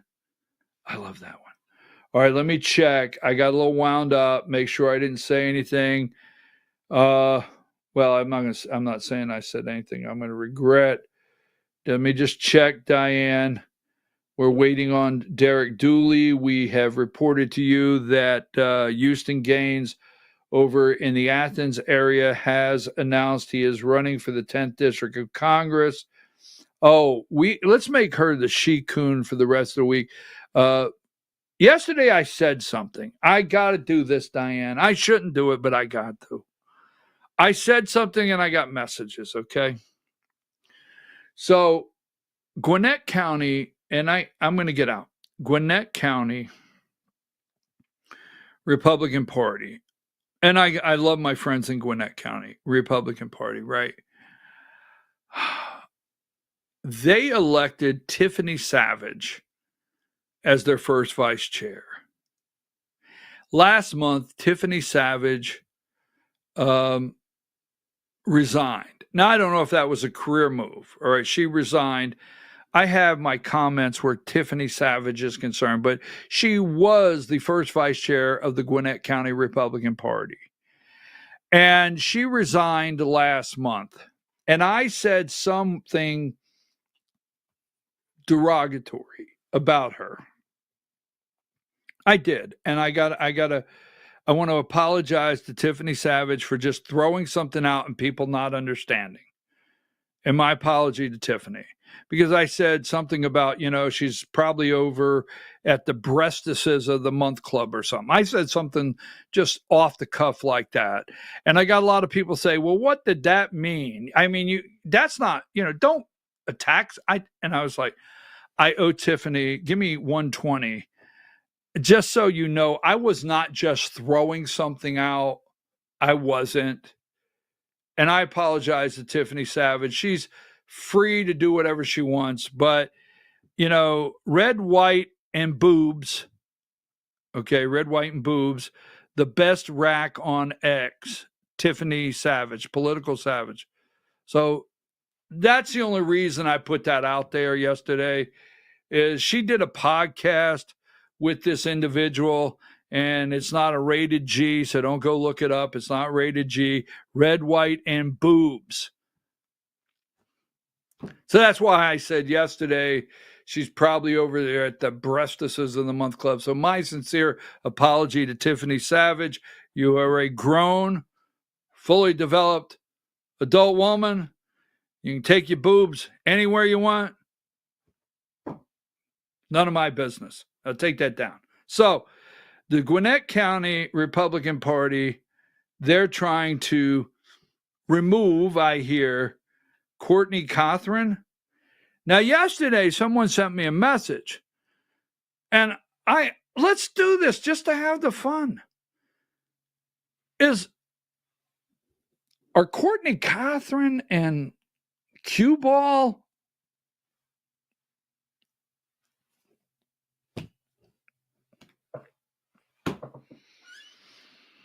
is she rubbing baby oil on that bald head?